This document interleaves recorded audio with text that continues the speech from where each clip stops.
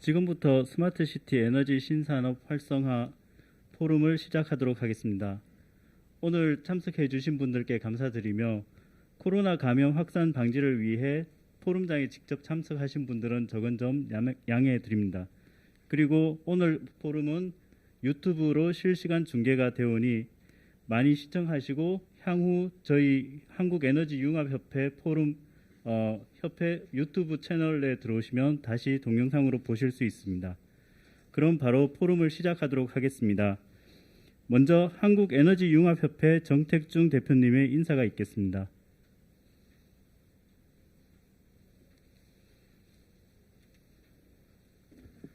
네, 안녕하세요.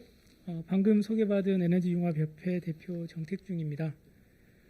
스마트 에너지 시티 플랫폼 구축 사업의 이제 일환으로 저희 행사가 좀 진행이 되는데요.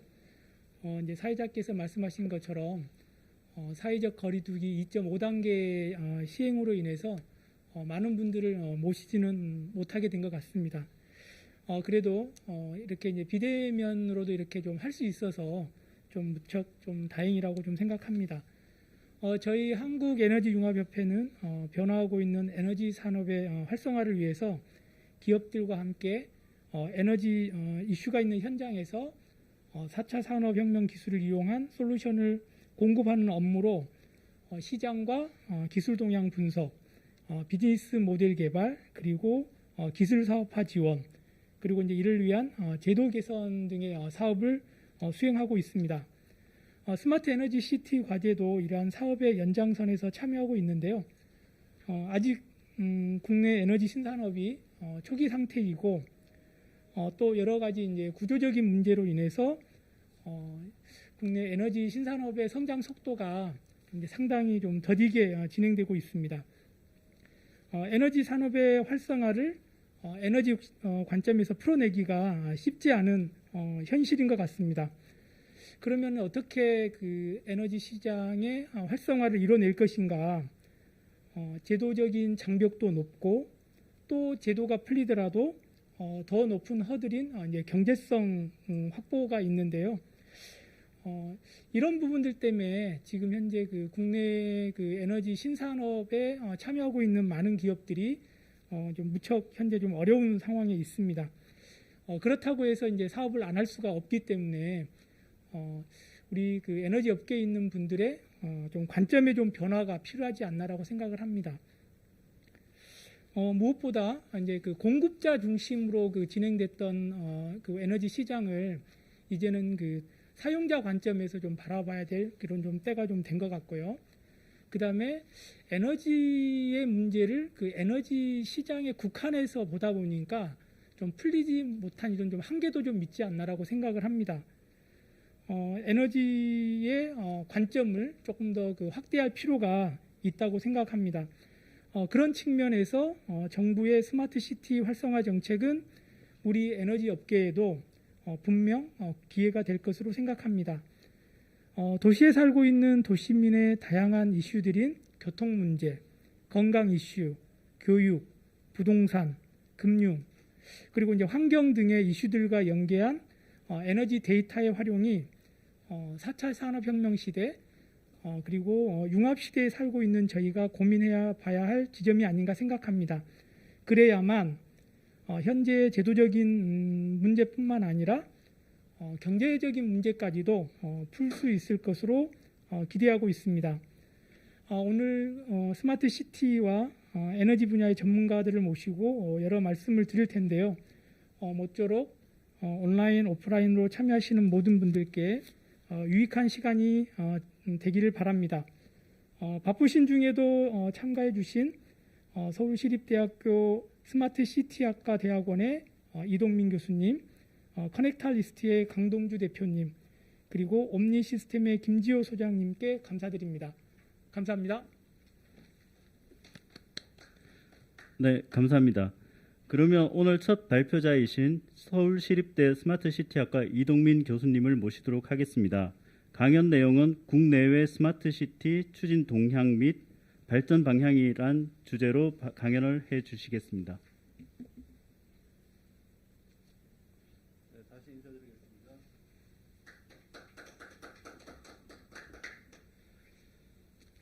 네, 사실은 제가 지난주에 코로나 2단계, 2.5단계가 더 연장되면서 이 포럼 안 하겠구나. 그래서 이날 이 시간에 딴 일을 할 수 있겠구나라고 나름 기대했었는데 여기 에너지 융합협회는 이렇게 2.5단계 딱 맞춰서 전국으로 또 유튜브 방송할 수 있는 좀 새로운 방법의 세미나 공청회를 추진하고 계셔서 역시 융합적인 활동을 많이 하시는 협회다라고 생각을 좀 했고요. 제 발표를 하기 전에 저는 전공은 교통공학과에 있고요. 제가 주로 요즘에 스마트 모빌리티, 특히 모빌리티에 대한 연구를 많이 하고 있으면서 저희 대학에 스마트 시티 대학원이 생겨서요. 그 대학원에 지금 주임 교수를 맡고 있습니다. 그래서 오늘 아마 이 협회에서 저한테 스마트 시티의 어떤 동향들을 설명해 주시길 부탁을 해주신 것 같고요.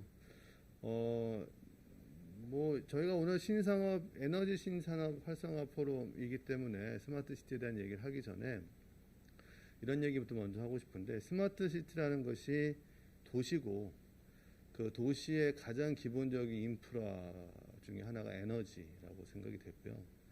그런 에너지를 바꿀게. 예. 빼고 얘기할까요?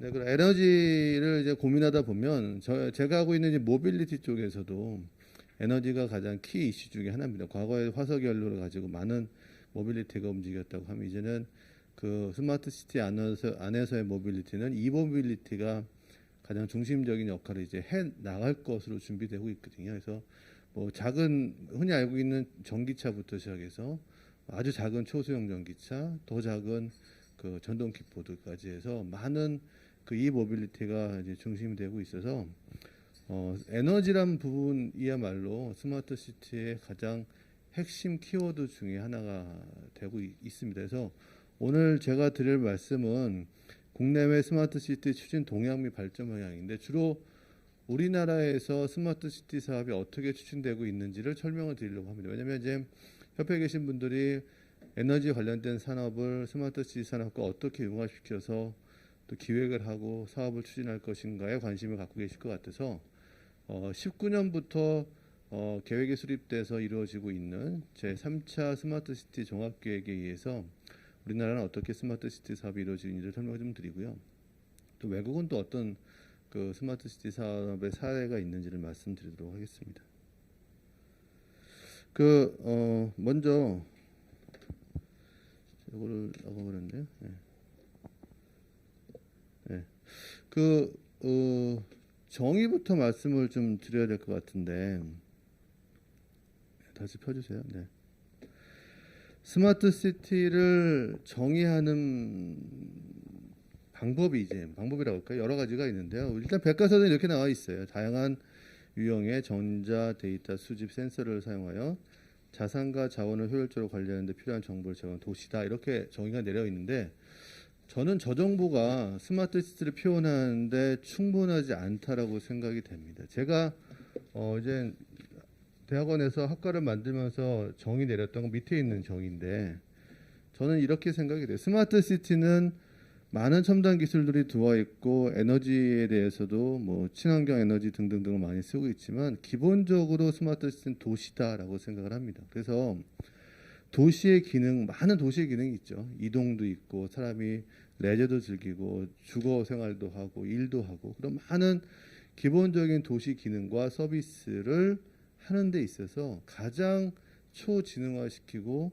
초연결성을 시킴으로써 결과적으로 과거에는 인프라와 어떤 데이터나 정책이 따로따로 물려 있었다면, 이제는 모든 도시의 기능과 인프라와 서비스들이 다 자체적으로 디지털 DB를 만들고, 그 DB에서 실시간적으로 우리가 디지털 트윈이라고 부르기도 하는데, 그와 같은 방법을 통해서 모든 도시가 하나로 연결도 되고, 그게 다 빅데이터화돼서 새로운 앞에 것들을 예측이 아닌 판단을 해서 관제도 하고 관리하고, 모든 그런 것들이 초연결적이고 초지능화되면 그게 스마트 시티다. 그래서 플랫폼이라는 단어를 많이 붙이는 것 같습니다. 그래서 제가 생각하는 스마트 시티는 일단 도시의 기능을 도시와 제공하는 서비스를 가장 잘 효율적으로 제공될 수 있는 도시가 스마트 시티다라고 생각이 되고요. 그러기 위해선 그 안에 살고 있는 도시 사람들이 무엇을 요구하는지,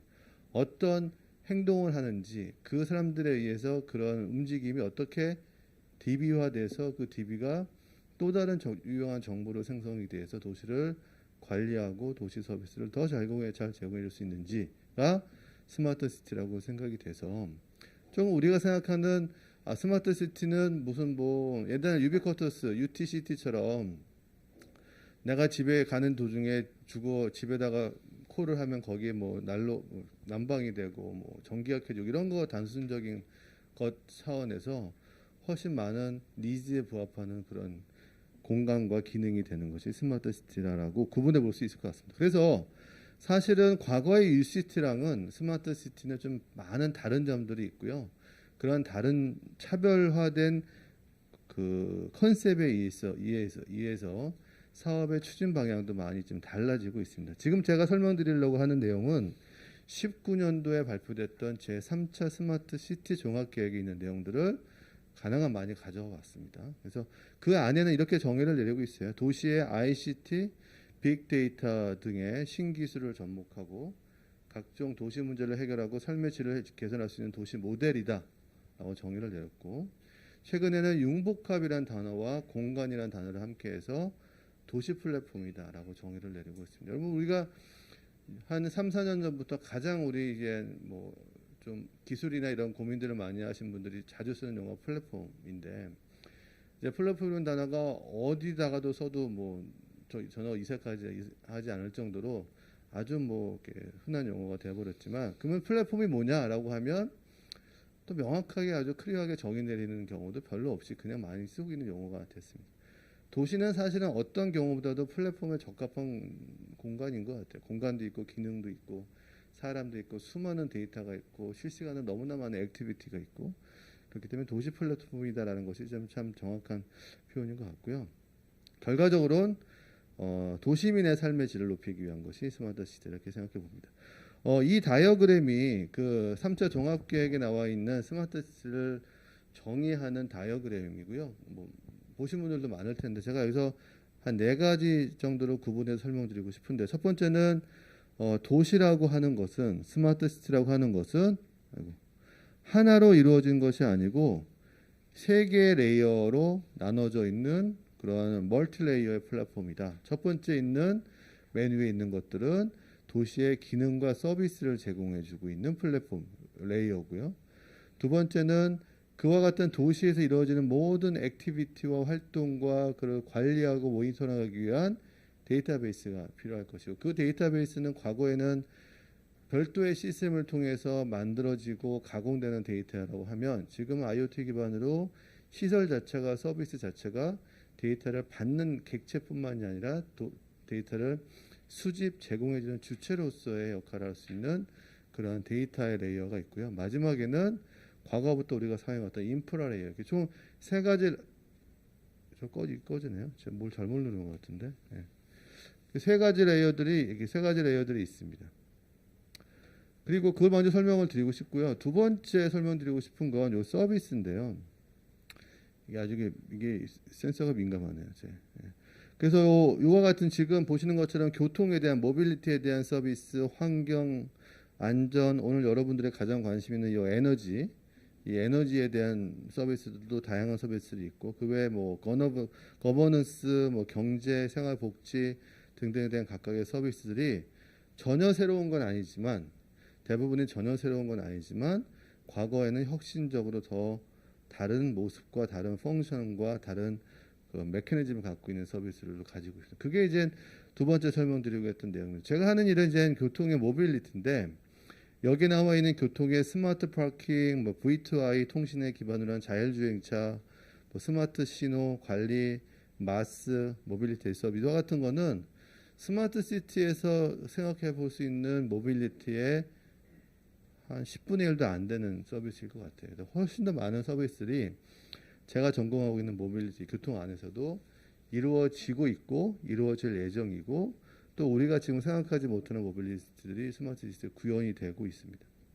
그런 다양한 서비스들이 만들어지고 있다. 근데 이게 모빌리티와 환경, 모빌리티 에너지가 별도의 서비스로 운영되느냐?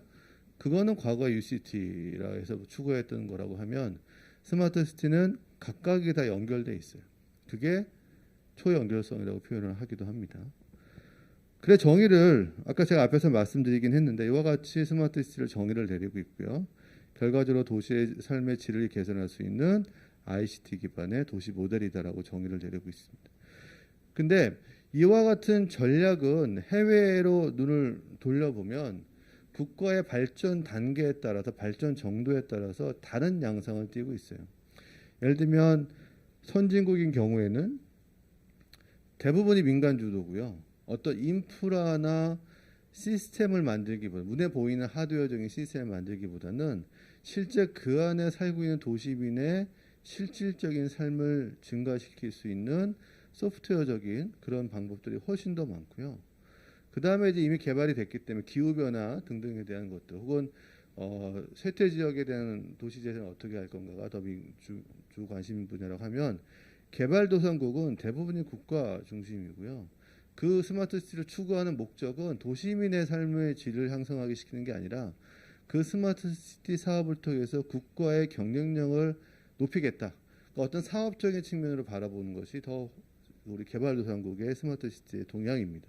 그렇기 때문에 뭐 에너지 융합협회라든지 에너지 관련된 사업을 하신 분들이 글로벌에 진출하시려고 하면 혹은 그들의 사례를 벤치마킹해서 우리가 배우려고 하면 선진국 방향과 개발도상국의 사업들은 각기 다른 접근 방법으로 바라보는 것이 맞고 제가 이따가 외국 사례에 대해서도 잠깐 이제 보여드리겠지만 그때 차별화돼서 보시면 좋을 것 같습니다. 개념이고 요 다이어그램은 그 스마트 시티 사업 안에 여러 가지 국가 사업 중에 그 R&D 개발하는 사업이 있는데 그 사업이 혁신 성장 동력 프로젝트라고 명명이 돼 있어요. 그 안에는 브로셔인데 제가 이걸 왜 갖고 왔냐면 저는 스마트 시티를 정의 내리는 것들을 찾아본 것 중에 이 문구가 저는 가장 마음에 듭니다. 그래서 제가 일부러 길게 설명드릴 건 나중에 갖고 한번 읽어볼게요. 공간과 시간과 인간을 연결한다. 저는 이 멘트 자체가 너무나 멋있는 것 같아요. 너무나 클리어한 것 같습니다. 도시라는 물적인 공간이 있고 과거와 현재와 미래가 있고 내가 여기서 제가 지금 여기서 포럼에서 설명을 하지만 내가 다른 공간에서 동시간대 무슨 일을 이루어질 수 있고 내가 지금 포럼을 마치고 학교로 이제 차를 몰고 가면 그 시간대 차에 혼자 알 수가 있고 그게 공간과 시간이 연결될 뿐만 아니라 그 안에 가장 도시의 핵심인 인간을 연결한다는 표현이 저는 스마트 시티를 설명하는데 가장 핵심 키워드라고 생각이 돼서 그냥 보여드리려고 저희 브로셔 내용을 좀 가져왔고요. 국가별로 스마트 시티를 정의하는 방식은 좀 달라요. 우리나라는 제가 이미 말씀드렸고요. 유럽에서는 디지털과 통신을 이용하겠다. 그래서 결과적으로 주민들이 도시라는 공간 안에서 좀 더 효율적이고 주민의 이익을 높일 수 있는 그런 공간이 스마트 시티다. 기능이 스마트 시티다 얘기하고 있고 또 미주 쪽에서는 뭐 도시를 결합해서 효과적인 정부가 어떻게 할 수 있는지를 고민하겠다. 싱가포르는 기존 도시의 사람들한테 보다 다양한 흥미로운 그런 기회를 제공하는 것이 스마트 시티다. 영국은 스마트 시티가 끝이 아니고 더 나아가기 위한 도시의 최종 고를 가기 위한 어떤 중간 과정이다라고 설명을 하고 있습니다.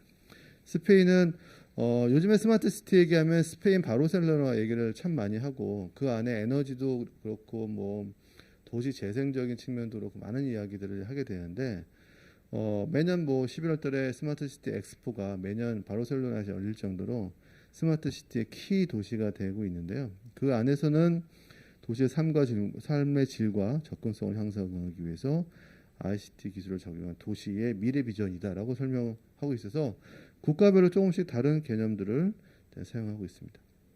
이제 우리나라에서 어떻게 스마트 시티 사업들이 이루어졌는지를 제가 이제 설명을 드릴 텐데 제가 처음에 말씀드린 내용은 여기 초기 스마트 시티라고 하는 것은 결국은 UCT 사업입니다.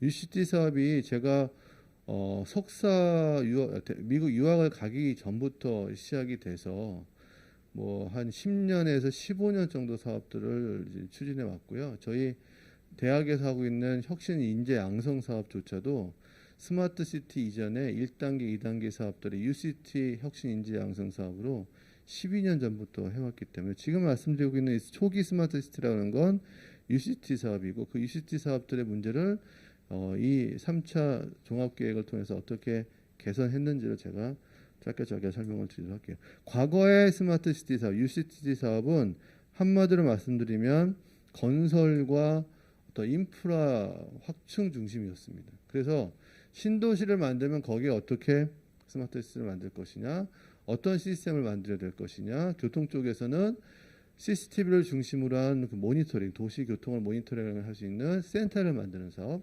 그런 식의 그런 뭐 건설 위주의 인프라 위주의 사업이었다고 하면, 그렇지만 그러다 보니까 도시민 그 안에 살고 있는 도시는 이게 스마트 시티인데 이게 기존 도시인지 별 차이가 없어서 체감형 사업이 미흡했다는 지적을 많이 받고 있고, 제가 앞에서 말씀드렸지만 교통과 에너지, 교통과 환경들이 서로 융합적으로 움직이지 못했어요. 교통은 교통 따로, 에너지, 환경 따로, 뭐 거버넌스는 거버넌스 따로 이렇게 움직여서 유기적인 연계가 미흡했고, 그 다음에 그게 하나의 사업으로 끝나는 바람에 이후 계속적인 사업이 이루어지지 않았던 것들이 있고, 그래서 많은 사람들이 스마트 시티와 과거의 UCT를 이렇게 구분해서 설명을 하고 있습니다.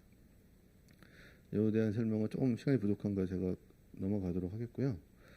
이게 과거의 그 스마트 시티 사업으로부터 전체를 다 한눈에 볼 수 있는 다이어그램입니다. 역시 홈페이지에서 제가 발췌했던 내용인데 1차, 2차라고 하는 계획은 2009년부터 시작됐던 1차 그 사업과 2014년부터 추진했던 사업들은 다 UCT 사업이고, 그 과거의 사업들을 한마디로 정리하면 1차는 인프라를 만드는 사업, 2차는 플랫폼 정보를 연결하는 사업이라고 하면, 지금 하고 있는 사업은 이거랑 좀 다른 개념들을 가지고 있고요. 그게 제가 앞으로 좀 설명드릴 내용이 될 것 같아요.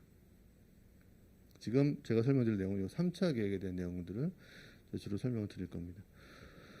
이 다이어그램이 3차 스마트 시티 종합 계획을 설명하는 두 가지 다이어그램이에요. 왼쪽에 있는 건 정부의 그 문서에 나와 있는 그 추진 계획이고요. 그걸 이제 다이어그램을 만든 것이 오른쪽에 있는 4대 전략과 14대 추진 과제로 설명이 되어 있습니다. 4대 과제는 맞춤형 스마트 시티를 만들겠다, 확산 기반을 강화하겠다, 스마트 시티 사업을 위한 생태계를 만들겠다, 마지막으로 글로벌 시장을 선도하겠다. 이 네 가지 핵심 전략을 가지고 14개의 추진 과제들이 만들어져 있습니다.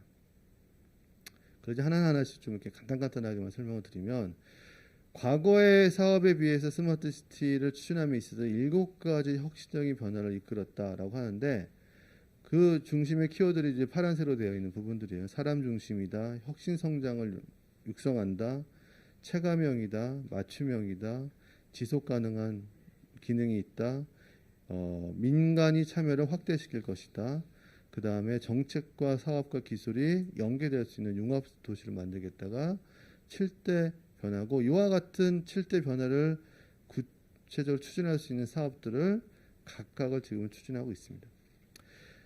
크게 세 가지 전략을 가지고 있는데, 그 5개년 동안 추진될 사업들이, 첫 번째 가장 제가 보기에 달라진 점이라고 생각하는 것이, 도시라는 공간이 계속 변화하잖아요. 그렇기 때문에 스마트 시티는 도시의 라이프 사이클에 맞춰서 도시 성장 단계별로 다른 사업들을 추진해야 된다라고 정의를 내리고, 신도시를 만드는데도 뭐 시범 도시를 하고 있고요.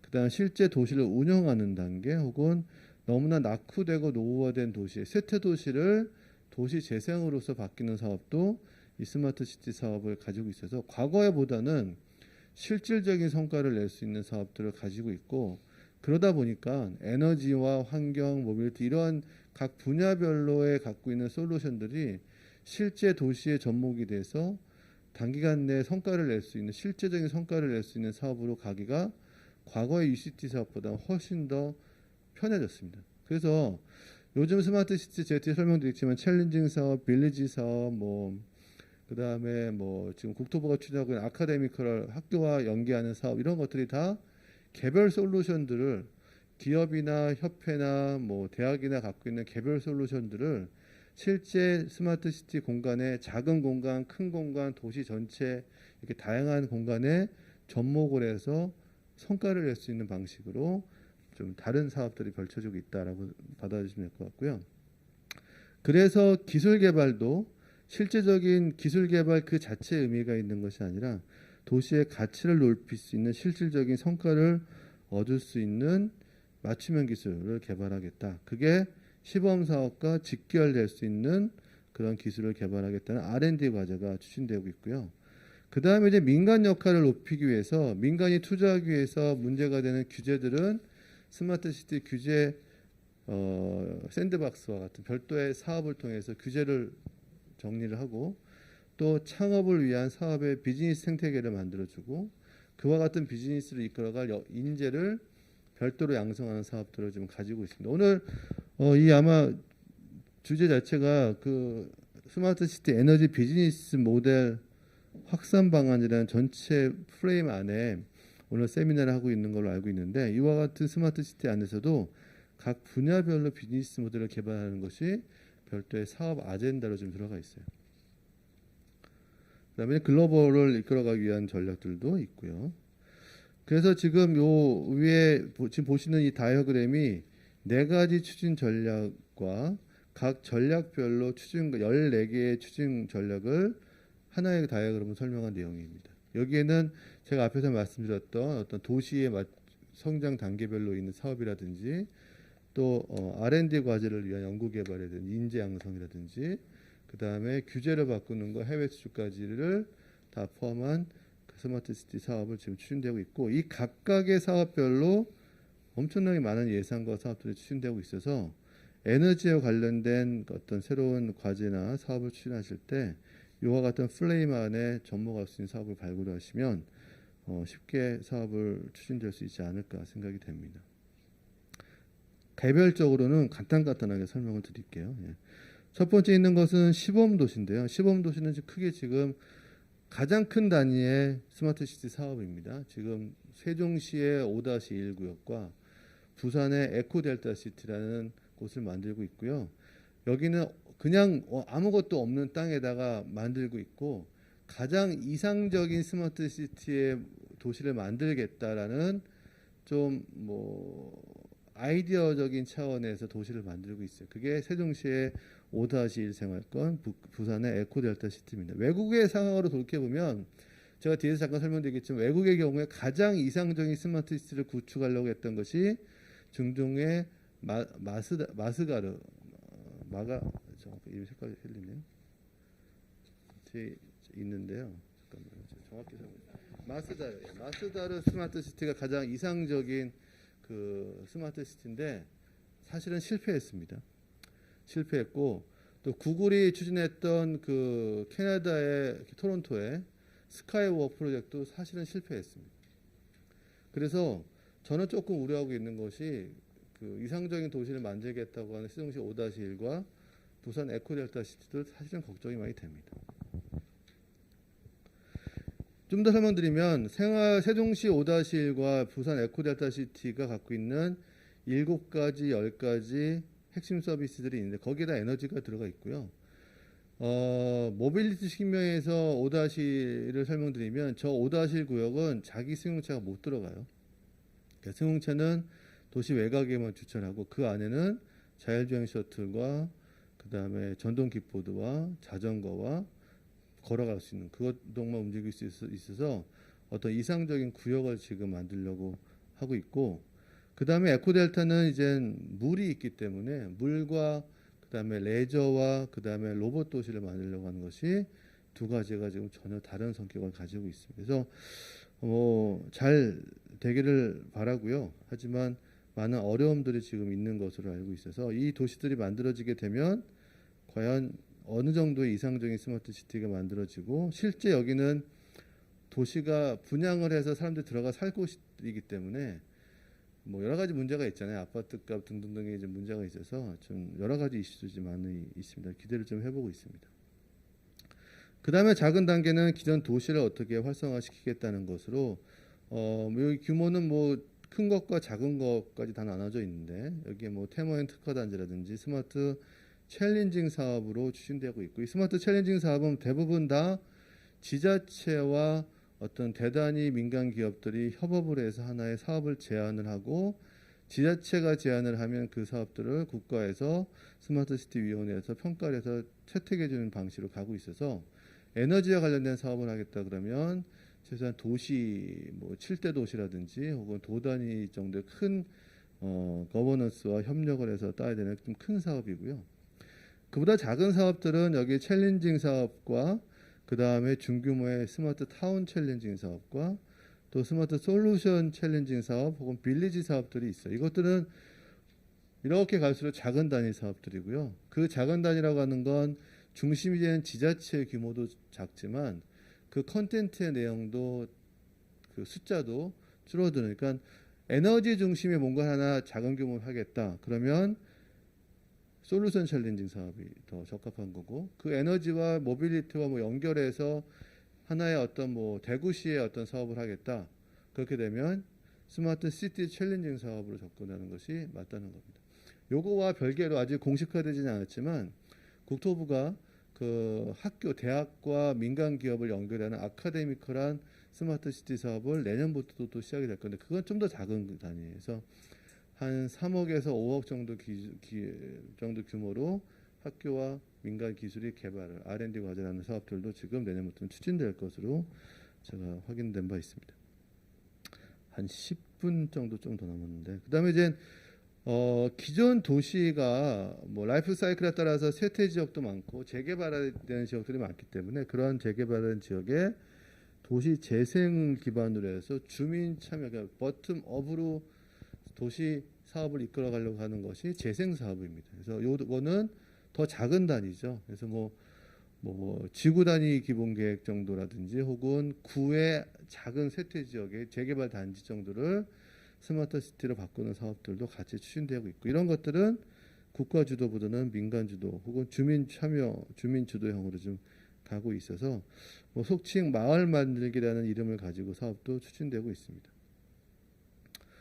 그게 이제 도시에 대한 이야기고요. 두 번째 이제 말씀드릴 거는 인재 양성 사업인데 지금 국토부에서 과거에 4개 대학을 대상으로 UCT 혁신 인재 양성 사업이 추진돼 왔고 작년부터 6개 대학으로 확장해서 스마트 시티 혁신 인재 양성 사업이 추진되고 있고요. 그래서 저희 학교도 작년부터 그 사업에 참여를 해서 지금 밑에 있는 이 브로셔 내용들은 저희 학교 것들을 소개해 드린 건데요.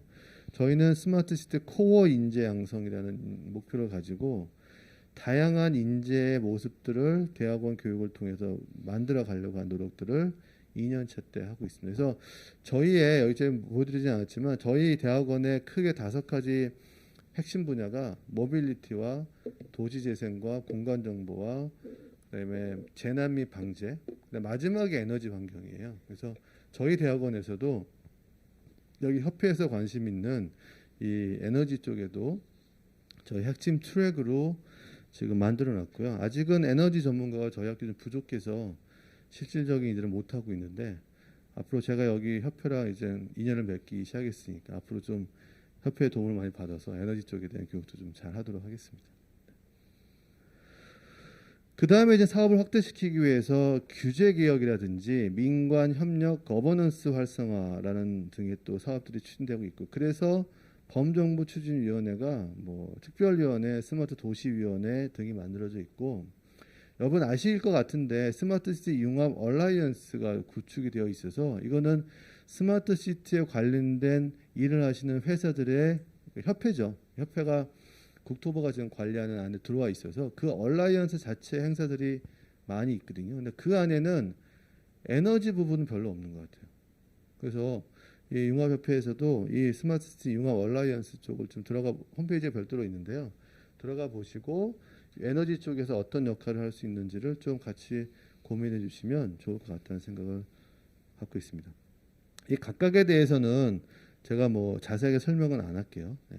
뭐 자료가 다 있고 그 제가 밑에 출처로 다룬 이 홈페이지를 들어가 보시면 더 상세한 자료들이 있으니까 그를 참조하시는 걸로 대신하고요.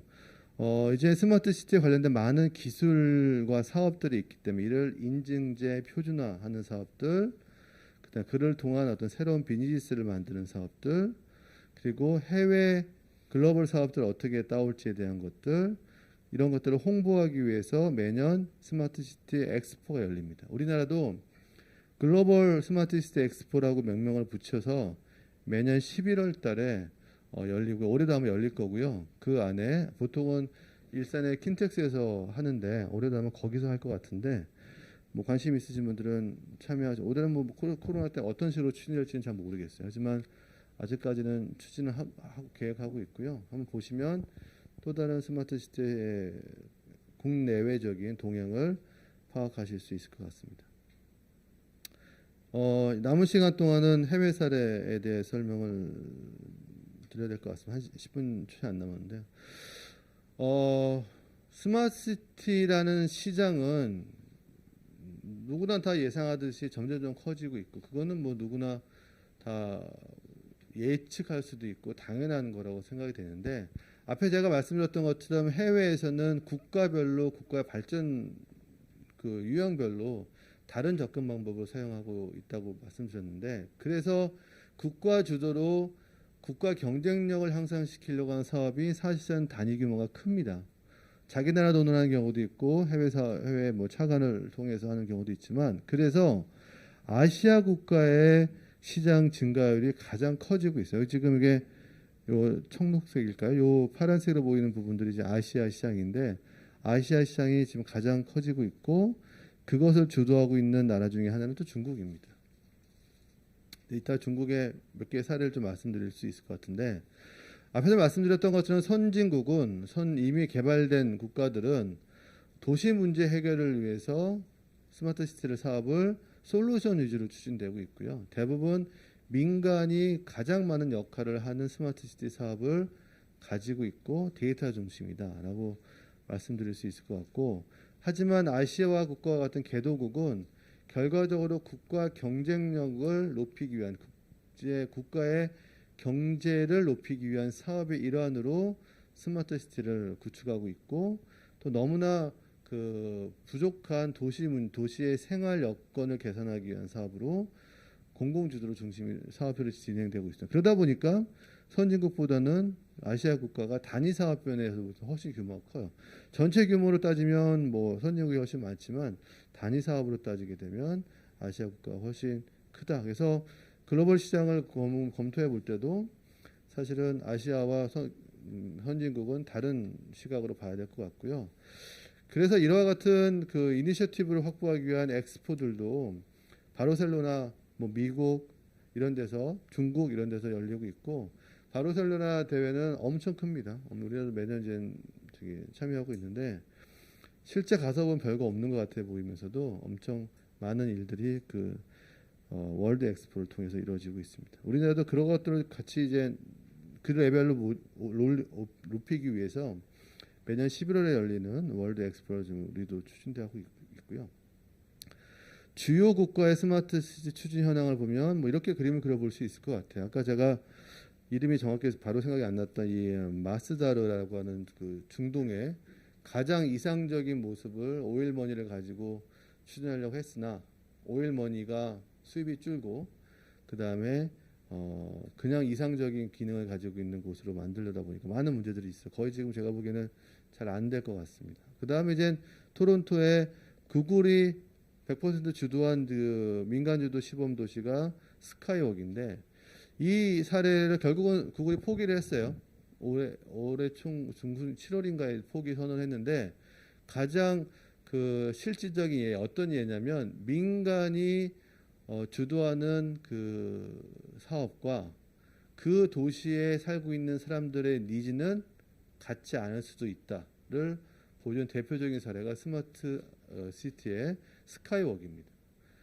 주민들은 자기들이 갖고 있는 돈, 자기들이 내는 세금으로 만들어지는 도시를 자기들이 원하는 서비스를 제공받기를 원하는데 민간 회사는 그걸 가지고 이익을 창출하기 위한 새로운 시도를 하기 위한 사업을 추진하다 보니까 실제 살고 있는 주민과 추진하려고 민간 사업들의 니즈가 달라서 결국은 포기한 것이 이제 스카이워크입니다. 사실은 그 포기하기 전만 해도 너도 나도 가고 싶었던 그 벤치마킹 하고 싶었던 곳이 스카이워크인데 두 개의 큰 이상적인 사업들이 결국은 자초되고 있어서 우리나라 스마트 시티도 작은 단위의 여기 지금 플랫폼이나 리빙랩 단위로 가야 될 것이냐 아니면 그와 같은 이상적인 도시를 만드는 곳으로 가야 될 것이냐도 이제 조금 고민해봐야 할 단계인 것 같습니다. 요 도시들의 내용들을 주어진 시간 동안에 제가 간단하게 좀 설명을 더 드리면 싱가포르는 뭐 25년까지 스마트 네이션 국가 도시국가이다 보니까 국가가 곧 도시고 그래서 정부 조직으로 디지털 정부, 디지털 사회를 만드는 것을 목표로 많은 일들이 추진되고 있고 가장 유명한 도시 중에 하나 바르셀로나는 실제 가보면 24개의 솔루션 중에 제가 뒤에서 다시 한번 설명을 드릴 것 같은데요. 그 뭐 획기적인 사업들도 많이 했어요. 중국은 스마트 시티 지혜성시라는 걸 발표해서 특히 항저우에 대단히 스마트 시티 사업들을 추진하고 있는데 이 중국의 스마트 시티의 문제는 개인정보 보호가 안 되고 있다는 거예요. 자기들은 아주 첨단의 IT를 가지고 모든 도시를 모니터링해서 관리하고 있다고 하지만 거기는 개인정보가 완전하게 국가에 종속되어 있기 때문에 할 수 있는 일이 너무 엄청나게 많아요. 국가가. 우리나라는 개인정보보호법 때문에 못하는 일들이 많은데 거기는 모든 걸 다 할 수 있지만 반면에 개별의 행동은 완전하게 통제받을 수 있는 그런 사회여서 일반 다른 서방 국가들에서 바라보는 관점과 좀 다릅니다. 일본도 에너지 환경 분야에 집중해서 스마트 시티를 하고 있고 많은 규제들을 풀어가고 있어요. 뭐 인도의 뭐 목표는 100개 스마트 시티를 만들겠다. 근데 미국도 뭐 여러 개의 스마트 시티 사업들을 지원해 주겠다. 유럽도 마찬가지 이런 사업들을 지금 하고 있는데 몇 개 예를 좀 들면 중국의 항저우의 시티 브레인 사업입니다. 이 시티 브레인 사업은 도시 인프라 자체를 디지털화해서 도시 문제를 해결하겠다. 결국은 도시의 모든 사람과 시설 모든 곳에 빅데이터로 연결해서 결국은 다 관리할 수 있는 플랫폼을 만들겠다는 사업이고 특히 교통관리 측면에 많은 그 공을 들이고 있어요. 그래서 차량의 움직임, 그 다음에 사람의 이동 이런 모든 것들을 다 공공에서 관리할 수 있고 여러분들 혹시 영화 보신 분들 중에 이글아이라는 영화 보셨나 기억이 나시는 분들이 있을지 모르겠는데 이글아이라는 슈퍼컴퓨터가 도시 인프라를 다 컨트롤하거든요. 신호등도 컨트롤하고 모든 거 뭐 비행기 뭐 티켓팅 시스템 다 컨트롤하는데 그와 같은 모습으로 가려고 하는 게 저는 항저우의 블레인 시티다 시티 브레이라는 거이라고 저는 혼자 한번 생각해 본 적이 있습니다. 그 정도로 민간에게 제공된 모든 공공 데이터들을 민간 회사한테 알리바바라는 회사인데 알리바바에서 제공이 됨으로써 사업을 추진하고 그러다 보니까 도시 전체에 이루어지는 일들을 다 이 알리바바가 만든 시스템에서 모니터링할 수 있고 관리할 수 있는 시스템을 개발하겠다가 이들의 목표입니다. 그러다 보니까 얼마든지 개인을 통제할 수 있는 상황으로 좀 바뀌어 나갈 것 같고요. 이글아이에 대한 그런 모습과 그다음 마이너리 리포트 영화에 나오는 모습들이 실제 항저우에서 구현되지 않을까 싶습니다. 예. 뭐 항저우는 자랑하고 있지만 서방에서는 개인정보를 할 문제 때문에 오히려 우려하고 있는 것이 항저우의 시티 브레인이고요. 제가 앞에 잠깐 말씀드렸듯이 캐나다 그 토론토에 있는 구글이 지도한 그 시티웍이라고 하는 그런 곳은 이 토론토에 이 쇠퇴한 항구 지역이 있습니다. 항구 지역을 활성화시켜서 워터프론트 지역을 새로운 개념의 도시로 만들려고 했고 그 안에는 건축에 대한 또 건축 안에서의 에너지 부분들이 아주 키 펑션으로 지금 들어가 있는데 하지만 그 지역에 살고 있는 사람들의 니즈와 구글이 추진하려고 했던 사업의 방향과 안 맞고 많은 세금이 투자하는 것에 대한 개발 이익을 구글이 가져가느냐 이런 문제들이 생겨서 실제 스마트 시티를 추진하는 데 있어서 주민의 시민의 니즈를 맞춤형으로 하는 그 기반으로 한 맞춤형 그 설계가 되지 않는다면, 추진 방향이 만들어지지 않는다면 구글의 스마트 시티 스카이워크처럼 중간에 좌초될 수 있는 그런 일이 얼마든지 벌어질 수 있다는 최근에 보여준 단적인 예가 될 것 같습니다.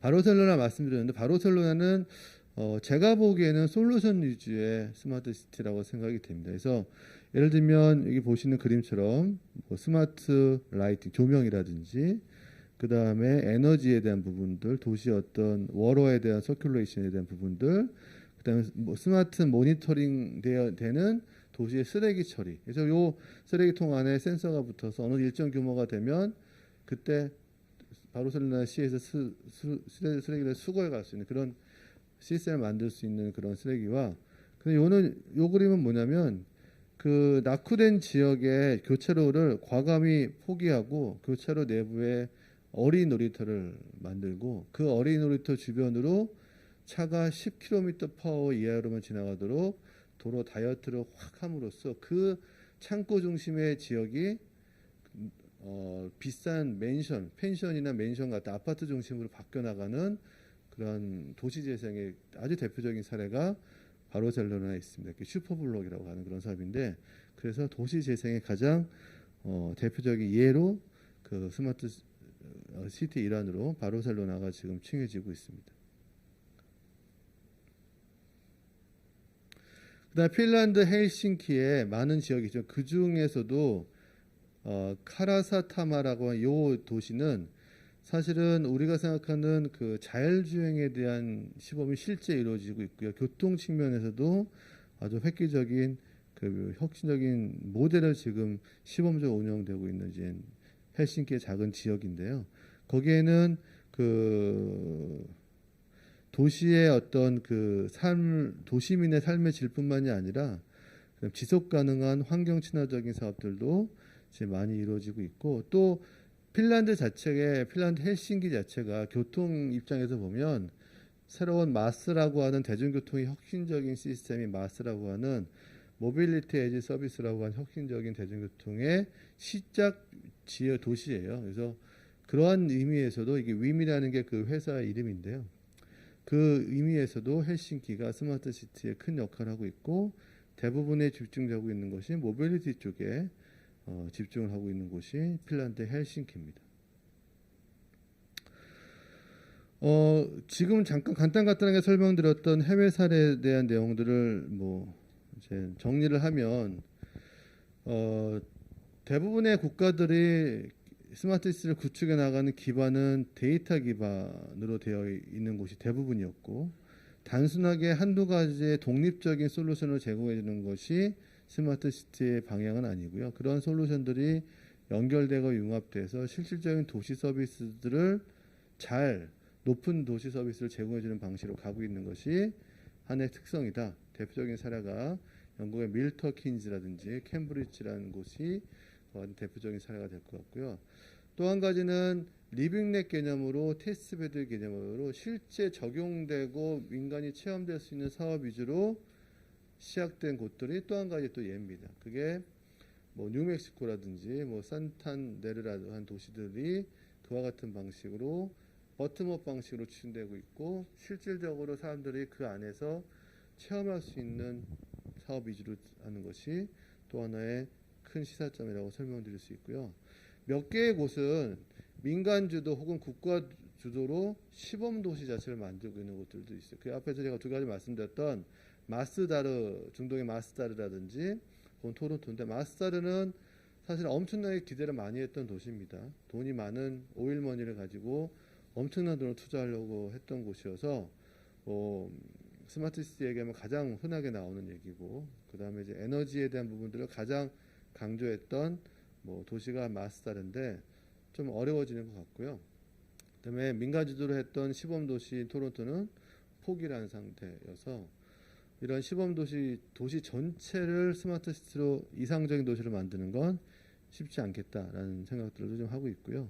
그 다음에 별로 공모전이나 챌린지, 지금 우리나라 스마트 시티 챌린징 사업처럼 기업이나 지자체나 시민이 어떤 아이디어를 제공해서 그 도시 안의 기능을 개선하려고 하는 노력들도 뭐 우리나라의 스마트 시 챌린징 사업과 같은 사업들이 미국 콜럼버스 등에도 많이 추진이 되고 있습니다.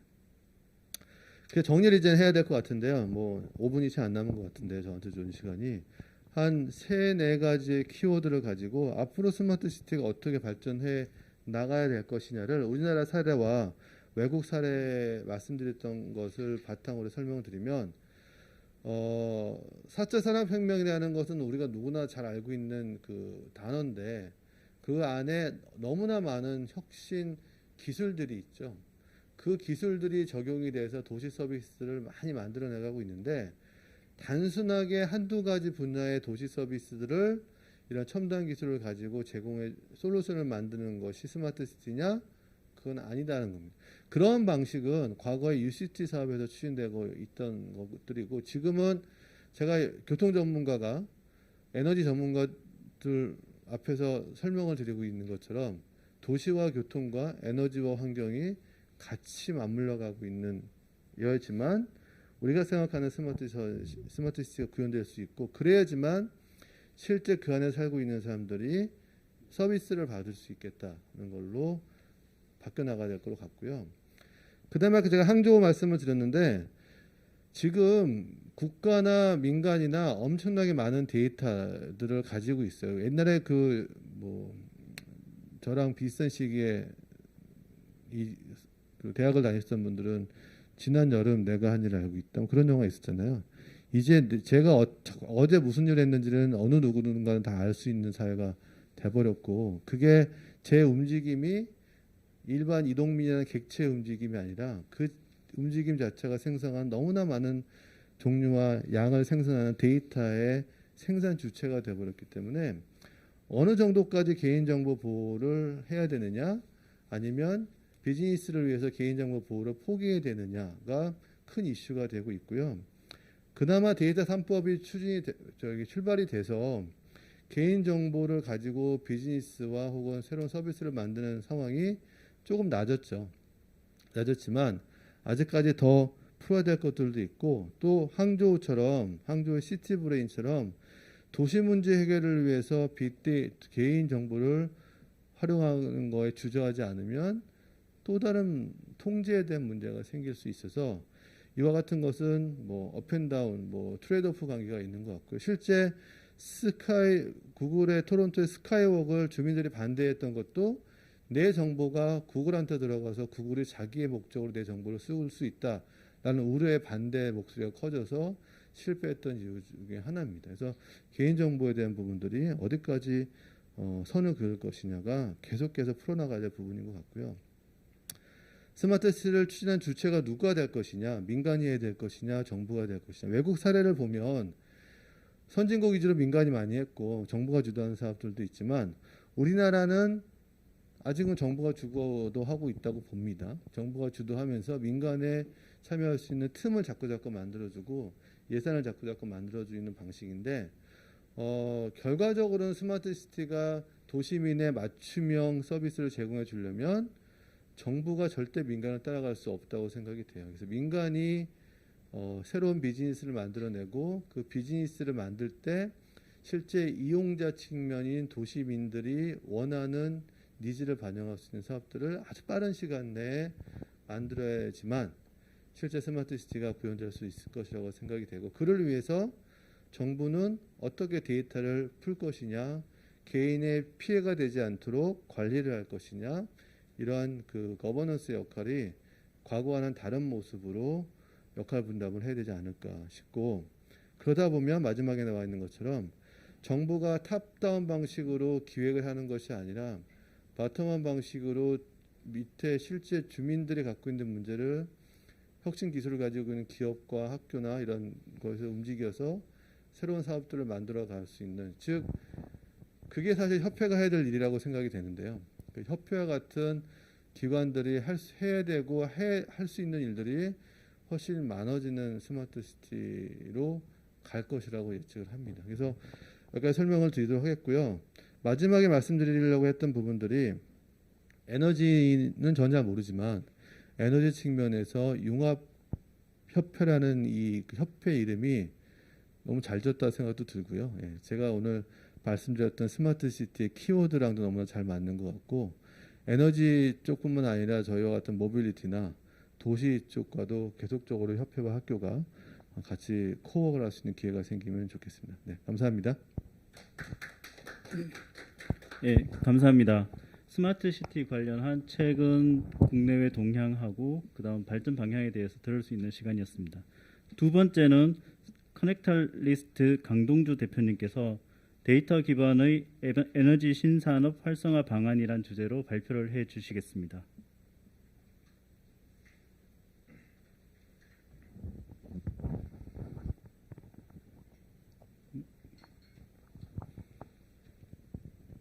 예, 안녕하세요. 방금 소개받은 강동주라고 합니다. 저기서 해야 되네.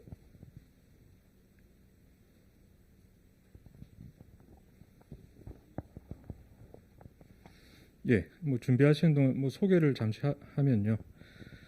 저는 뭐 소개받은 것처럼 이제 커넥탈리스트라는 이제 갓 시작한 스타트업 비슷한 구멍가게 기업을 운영하고 있고, 지금은 또 뭐 고려대학교에서 이제 정보보호대학원에서 연구교수로 재직을 하고 있습니다. 이제 학문적인 배경은 그 전기공학을 좀 오래 했었고, 그다음에 이제 정보보호하고 이제 경영학을 좀 했었는데요. 그리고 제가 뭐 어떤 커리어 배경도 정출연에서 오래 근무를 하다가 좀 은행을 또 잠시 갔다가 또 지금은 이제 학교나 이제 스타트업 쪽 경험을 좀 해보고 있습니다. 제가 뭐 이런 배경을 말씀드린 이유는 뭐 제가 지은 이제 회사명에도 나오듯이 제가 지향하는 바가 이제 결국 이제 연결이라는 어떤 그런 주제고요.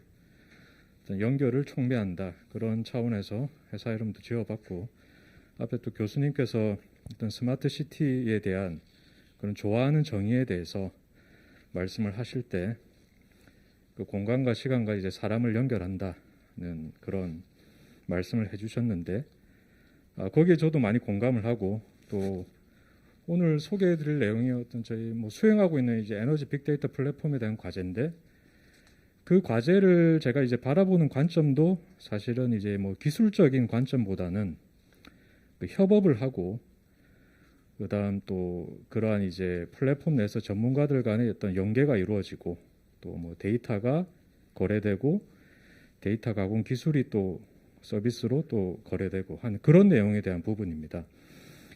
어떻게 보면 저는 뭐 어떤 이제 저 스스로의 정체성을 또 잡아가는 과정이 이런 이제 기술 경영 관점이라고 스스로 좀 아이덴티파이를 하고 있고, 그런 측면에서 이런 뭐 에너지 빅데이터 플랫폼, 스마트 시티 같은 것도 뭔가 이제 기술 기반의 비즈니스 모델, 그리고 어떤 그런 이제 커뮤니티라는 좀 이슈로 접근을 하고 있습니다.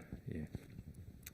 제가 오늘 소개를 해드릴 내용이 이제 주로 그런 과제 기반의 내용이다 보니까 어떻게 보면 저희 뭐 접근 철학 같은 거를 좀 말씀을 드리고 하려다 보니까 좀 배경을 말씀을 드렸고요. 아마 또 더 구체적인 또 적용 사례는 제 뒤에 발표하신 김지호 소장님께서 해주실 거기 때문에 저는 뭐 앞에 이제 교수님하고 또 김지호 소장님 사이에서 그런 약간 가교적인 좀 포지셔닝을 취한다고 보시면 될 것 같습니다.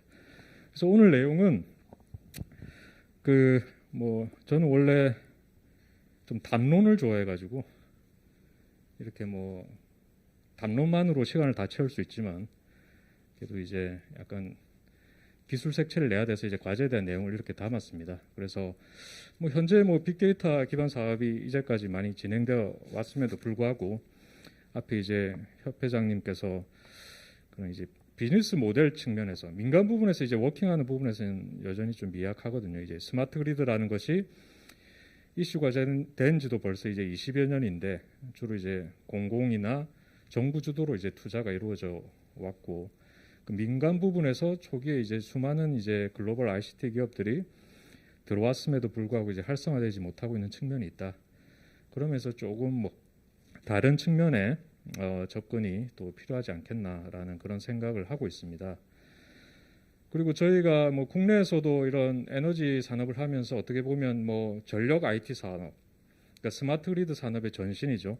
전력 IT 사업에서도 보면 이렇게 ICT 기술을 이용해서 전력 산업을 고도화하고 하는 이런 또 정부 과제들이 많이 있었는데, 그리고 또 그게 이제 스마트 그리드 사업으로 이제 이어져 왔고요. 이제 그런 어떤 이 패스를 볼 때 어떻게 보면 이렇게 ICT 기술을 적용해서 이렇게 기존의 어떤 에너지 효율성을 개선한다든지 무슨 에너지 거래 모델을 만든다든지 에너지 효율을 또 향상시킨다든지 그런 어떤 이렇게 사업 모델에 좀 초점이 많이 유지가 되어 왔거든요. 근데 이제 그런 모델이 이제 궁극적으로 이제 한계가 있다고 보는 것은 어쨌든 궁극적으로 이제 그 수익원을 따져 올라가다 보면은 결국 이제 전기 요금이라는 것이 이제 그 수익원이 되는 거고, 결국 이제 플레이어만 바뀔 뿐이지 그러한 이제 고정된 수익원을 새로운 플레이어들한테 또 새롭게 할당하고 이제 나눠 가지는 개념에 그치는 측면이 있다라고 저는 보고 있습니다. 그래서 이런 이제 뭐 에너지 빅데이터라는 것도 어떤 기존의 산업 효율을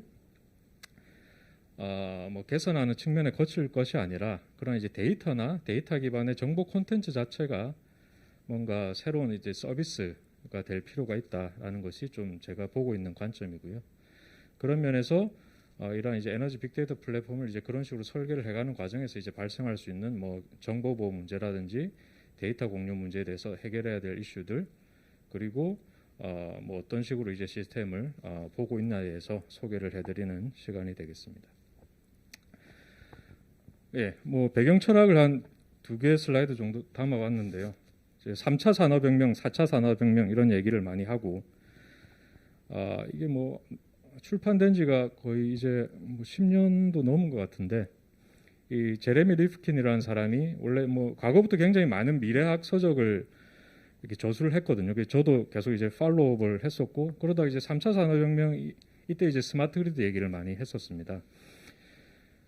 이분이 뭐 미국 그 뭐 와튼 스쿨에 그때 뭐 재직하고 있었는데, 그 초기 우리나라 스마트 그리드 사업이 보면 이제 미국 모델을 많이 따라갔었거든요. 이렇게 좀 강전, 뭐 송전 레벨에서 ICT 기술 적용하고 이렇게 전력회사 중심으로 고도화하는 게 많이 됐었는데, 그게 이제 비즈니스 모델을 만든 데는 좀 별로 이제 효과적이지 못했다는 이제 후기 좀 평들이 있었습니다.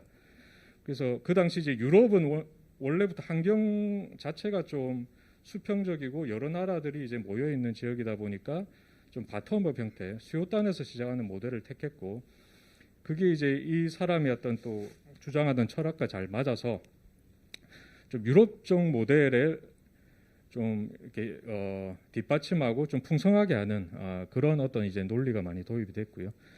그래서 뭐 이런 이 사람이 기본적으로 이제 에너지 관점에서 주장한 거는 이제 화석연료가 재생에너지 중심으로 가면서 이게 경제 모델 자체도 이제 바뀌게 된다. 그걸 이제 3차 산업혁명이라고 이제 정의를 했었거든요.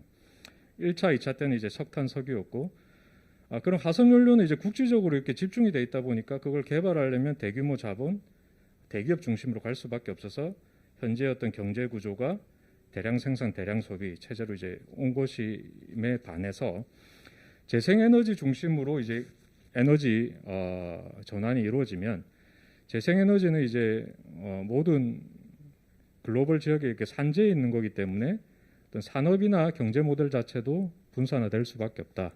이런 주장을 했었습니다. 그래서 그런 논리가 뭐 이후에 어떤 이제 뭐 논문 같은 데서도 많이 나오는데, 뭐 소셜 스마트 그리드라든지 어떤 이렇게 에너지 시스템이 소셜 네트워크화되는 그런 관점으로 좀 발전이 됐었고, 그 스마트 그리드 사업에서도 이제 그런 이제 수익 모델이 또 많이 안 나오다 보니까 결국은 이제 스마트 시티 쪽 어떤 프로젝트랑 이제 융합되는 추이로 많이 흘러왔습니다. 그래서 뭐 교수님께서 말씀하셨지만 이게 시티라는 것 자체가 하나 이미 존재하고 있는 플랫폼이기 때문에 그 안에서 이제 워낙 다양한 서비스와 비즈니스 이제 행위들과 그런 것들이 서로 이렇게 이루어지고 있는 플랫폼에 에너지 이슈를 적용을 함으로써 이제 자연스럽게 이제 융합이 일어날 수 있다. 이제 그런 관점으로 이제 접근을 하게 된 거죠. 이제 그런 철학이 사실 뭐 에너지 분야에 국한된 건 아니고 이게 뭐 어떤 이렇게 우리가 뭐 영위하는 이제 전반적인 산업 경제 모델 전체에 이렇게 적용이 되면서 이제 공유 경제 모델도 이렇게 나온 거고요. 이렇게 수평화되면서 이제 소비자와 생산자의 구분이 좀 희미해지고 그때 이렇게 상호작용하는 이제 모델로 넘어오게 된 거죠. 그래서 이제 에너지 분야에서도 저희가 요즘 보면 이제 VPP라고 이제 가상발전소로 다 뭐 수렴이 되는 그런 분위기인데 그 외국 보고서에서는 뭐 에어비앤비도 나왔고 이제 우버도 나왔기 때문에 이제 그 다음 가장 큰 공유 회사는 그 에너지 분야에서 어떤 VPP가 될 수도 있다라는 좀 뭐 장밋빛 전망을 세우기도 했습니다. 그래서 뭐 그런 내용에 대한 것이고, 뭐 4차 산업혁명은 이제 제레미 리프킨 이 사람은 이제 4차 산업혁명이라는 걸 이제 인정하지 않죠. 그냥 우리는 3차 산업혁명의 연장선 상에 있는 거고, 클라우스 슈밥이라는 사람이 이걸 뭐 주장을 했지만 아마 이제 AI 쪽에 이제 방점을 찍다 보니까 뭐 AI가 그런 에너지처럼 이렇게 산업 전반적으로 적용이 됨으로써 굉장히 큰 변화가 일어난다라는 관점에서 강조를 한 것 같습니다. 그래서 이런 환경 속에서도 저희가 뭐 다양한 이렇게 장밋빛 전망도 이야기하고 융합 사업 모델에 대해서 얘기하지만 여전히 좀 뭐 에너지 산업 부분에서 이제 민간 영역에서는 뭔가 이제 아직까지는 뭔가 이 비즈니스 생태계나 모델이 좀 활성화되지 않고 있다. 뭐 여전히 저도 뭐 그 문제를 풀고 있는 사람의 하나로서 뭐 고민하고 있지만 이 드와이트 아이젠하워 이제 미국의 뭐 전쟁 영웅이자 대통령이었던 이제 사람이 이제 남긴 격언 중에 문제를 해결할 수 없다면 이제 확장을 해보라라는 이제 그런 얘기가 있거든요. 저는 뭐 이런 어떤 이제 철학을 좀 적용해 보면 좋겠다. 그리고 좀 적용해 보려고 노력하고 있고요. 진행하고 있는 과제에서도. 그래서 뭐 앞에도 얘기했지만 우리는 계속 이제 에너지 관리, 에너지 세이빙 이런 쪽에 초점을 맞추고 있는데 뭔가 이런 기타 에너지 정보 기반의 좀 부가 서비스를 좀 확충할 필요가 있고 이 과정에서 좀 다양한 이질적인 사업자들을 유입시킬 필요가 있다. 어떻게 보면 이제 뭐 유틸리티 산업의 태생적 한계이기도 하지만 굉장히 이제 전력회사나 이제 가스회사 이런 이제 덩치 큰 회사들이 있고 그 생태계가 이렇게 어떻게 보면 좀 수직적으로 지금 이루어져 있거든요. 그다음에 이제 산업적 속성상 그럴 수밖에 없고 이제 장치 산업이니까. 근데 이런 것들을 좀 수평적으로 다양한 사업자들이 상호작용할 수 있는 환경으로 만들 때 뭔가 좀 화학 반응이 일어나면서 좀 새로운 서비스 모델이 이제 나올 수 있다는 거죠.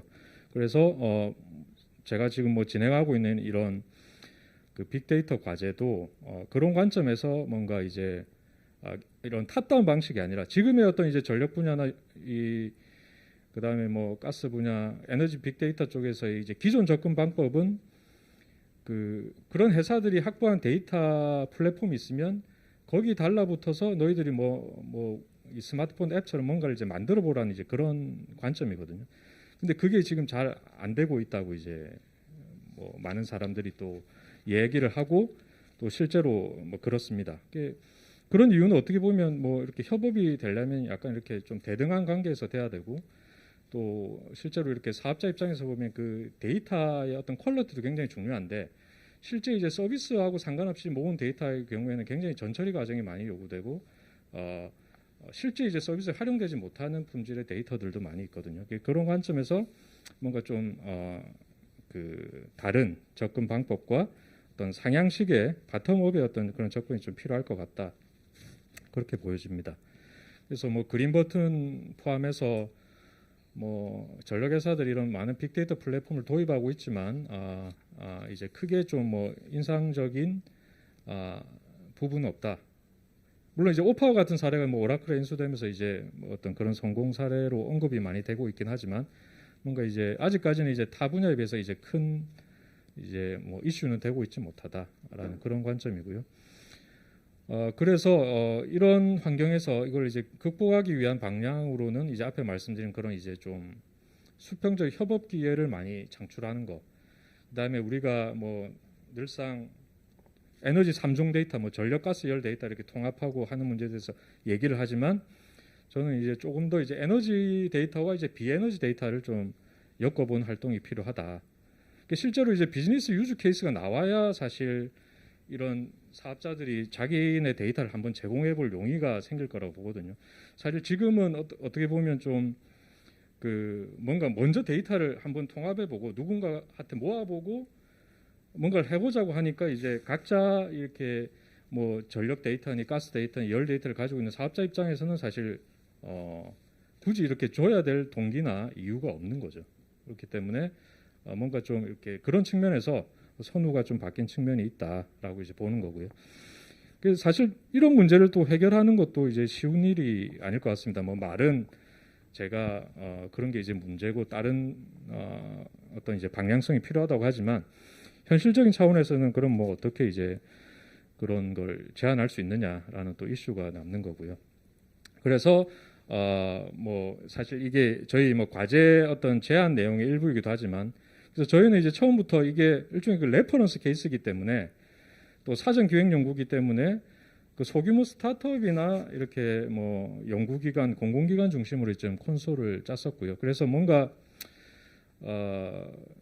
그런 이렇게 제한된 어떤 이렇게 그 풀 속에서 뭔가 좀 이렇게 어떤 시범적인 레퍼런스 케이스를 만들어 보자라는 걸로 이제 접근을 했습니다. 그래서 뭐 그런 이제 큰 유틸리티 기업들은 선뜻 이렇게 데이터를 공유하기 힘들지만 이미 어떤 소규모로 이제 말단에서 그런 이제 서비스를 제공하고 있거나 데이터를 생성하고 있는 기업들끼리 협업 서비스 모델을 만들어 보고 거기서 뭔가 워킹하는 모델을 보일 수 있다면 추후에 이제 추가적인 그런 이제 사업자들을 끌어들일 수 있지 않나라는 관점으로 이제 접근을 하고 있고요.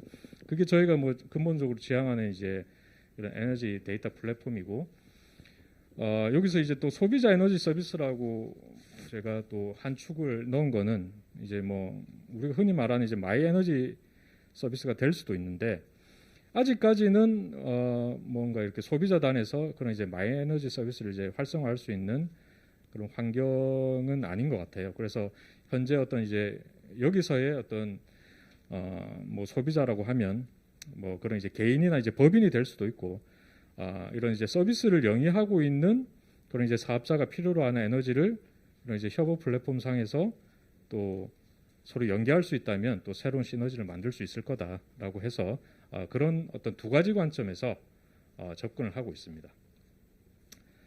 그래서 이런 철학에서 저희가 이제 뭐 세부적인 목표를 설정하고 실제 저희 콘소에서 참여하고 있는 이런 기관들인데요. 일단 뭐 이 흩어져 있는 이제 분산 데이터를 어떻게 이제 수집을 할 건가.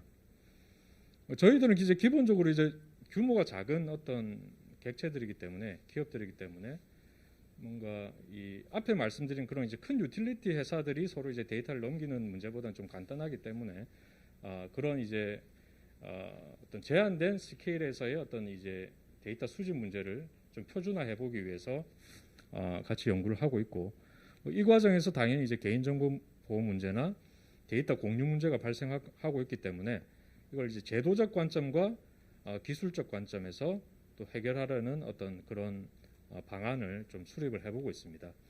그래서 이게 해결이 되면 이제 어떤 빅데이터 플랫폼이 구축이 되는 건데요. 뭐 빅데이터 플랫폼 구축으로 해놨지만 저희는 여기서 굉장히 좀 윅타이 기반의 어떤 연계 정도를 생각하고 있습니다. 그래서 특정 사업자의 데이터를 뭐 다 긁어서 다른 사업자의 어떤 플랫폼에 옮기는 것이 아니라 올리는 것이 아니라 그 뭔가 일종의 이제 과상화 환경을 통해서 그 두 사업자의 어떤 DB가 있다면 그거를 이제 간접적으로 이제 연계하는 정도. 그 중간에서 뭔가 이렇게 융합 과정이나 처리 과정이 필요할 때 그런 이제 물리적 플랫폼을 운영하는 주체가 하나 있어서 그 연결 과정을 좀 이제 원활하게 해주는 그런 개념으로 접근을 하고 있습니다. 그래서 이렇게 플랫폼을 구축을 하면 크게 이제 앞에 이제 에너지 관련 그런 데이터 분석과 이제 서비스 모델이 뭐 하나 나올 거고 그 다음에 이제 그 에너지 데이터와 다른 이제 비에너지 데이터를 엮어서 어떤 정보 기반의 서비스를 하나 만들어 보겠다라는 관점으로 접근을 하고 있고요.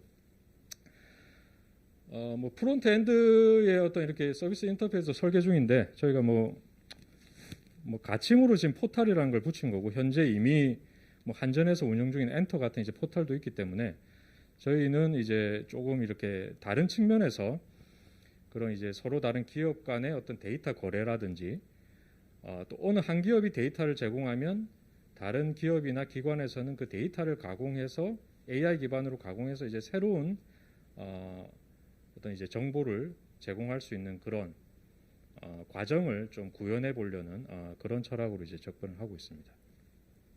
일종의 어떻게 보면 이미 뭐 금융 데이터 같은 경우에는 그런 데이터 거래소도 존재를 하지만 실제로 저희 이제 참여 기업이 그런 이제 금융사하고도 컨택을 하면서 데이터 거래를 시도해 보고 있는데 그게 이제 실제로는 이제 그렇게 원활하게 되지 않습니다. 왜냐하면 이 데이터에 대한 가격도 책정이 되지 않은 상태고 또 실제로 이렇게 뭐 데이터 거래소를 열고 데이터를 업로드하라고 해서 이제 올려봤는데 이렇게 이제 실제로 구매하겠다는 사람이 나타나니까 이제 거기서 뭔가 오히려 이제 당황하는 그런 경우도 있고요.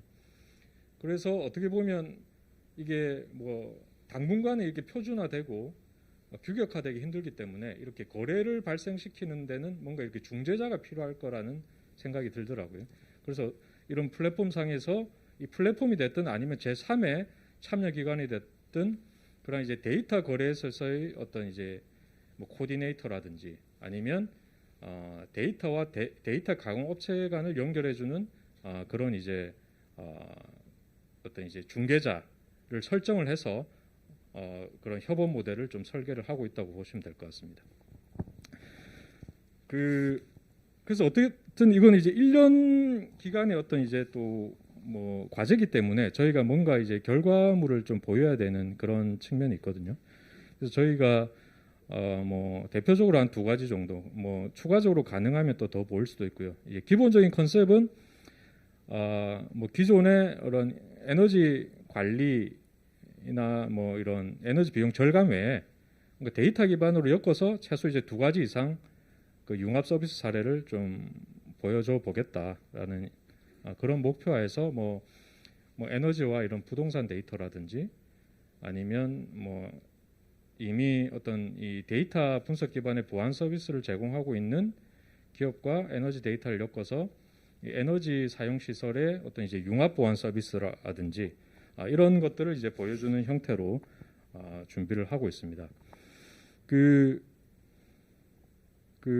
이렇게 뭐 에너지와 이제 부동산을 연계하는 측면에서 볼 때는 사실 뭐 우리가 뭐 안 그런 경우도 있습니다만 이렇게 뭐 주상복합이나 이제 오피스텔을 살아보면 이렇게 그 상가에서 사용하는 그 에너지 비용이 많기 때문에 이제 전기요금이 본인 쓴 거 외에 굉장히 또 많이 나올 때도 있고 하거든요. 그리고 우리가 이제 아파트를 뭐 살 때도 이제 그 아파트의 관리비가 이제 얼마나 나오느냐 뭐 이런 것들이 실제 그 아파트 가격에도 이제 영향을 미치기도 하고요.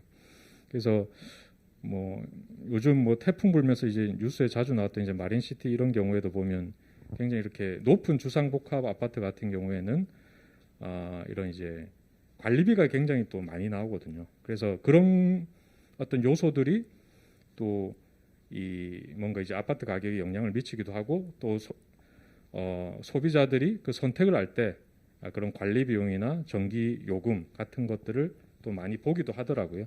이제 그런 식으로 뭔가 이제 정보를 제공함으로써 이런 부동산 정보 시장에서의 어떤 이제 BM이 자연스럽게 이 에너지 시장과 연계될 수 있는 뭐 그런 어떤 케이스도 생길 수가 있고 뭐 요즘 이제 펨스나 캠스 많이 하는데 지금 또 보안 분야에서는 그런 이제 이상 탐지라든지 뭐 이렇게 자산 관리 이런 쪽의 연구를 많이 하고 있습니다.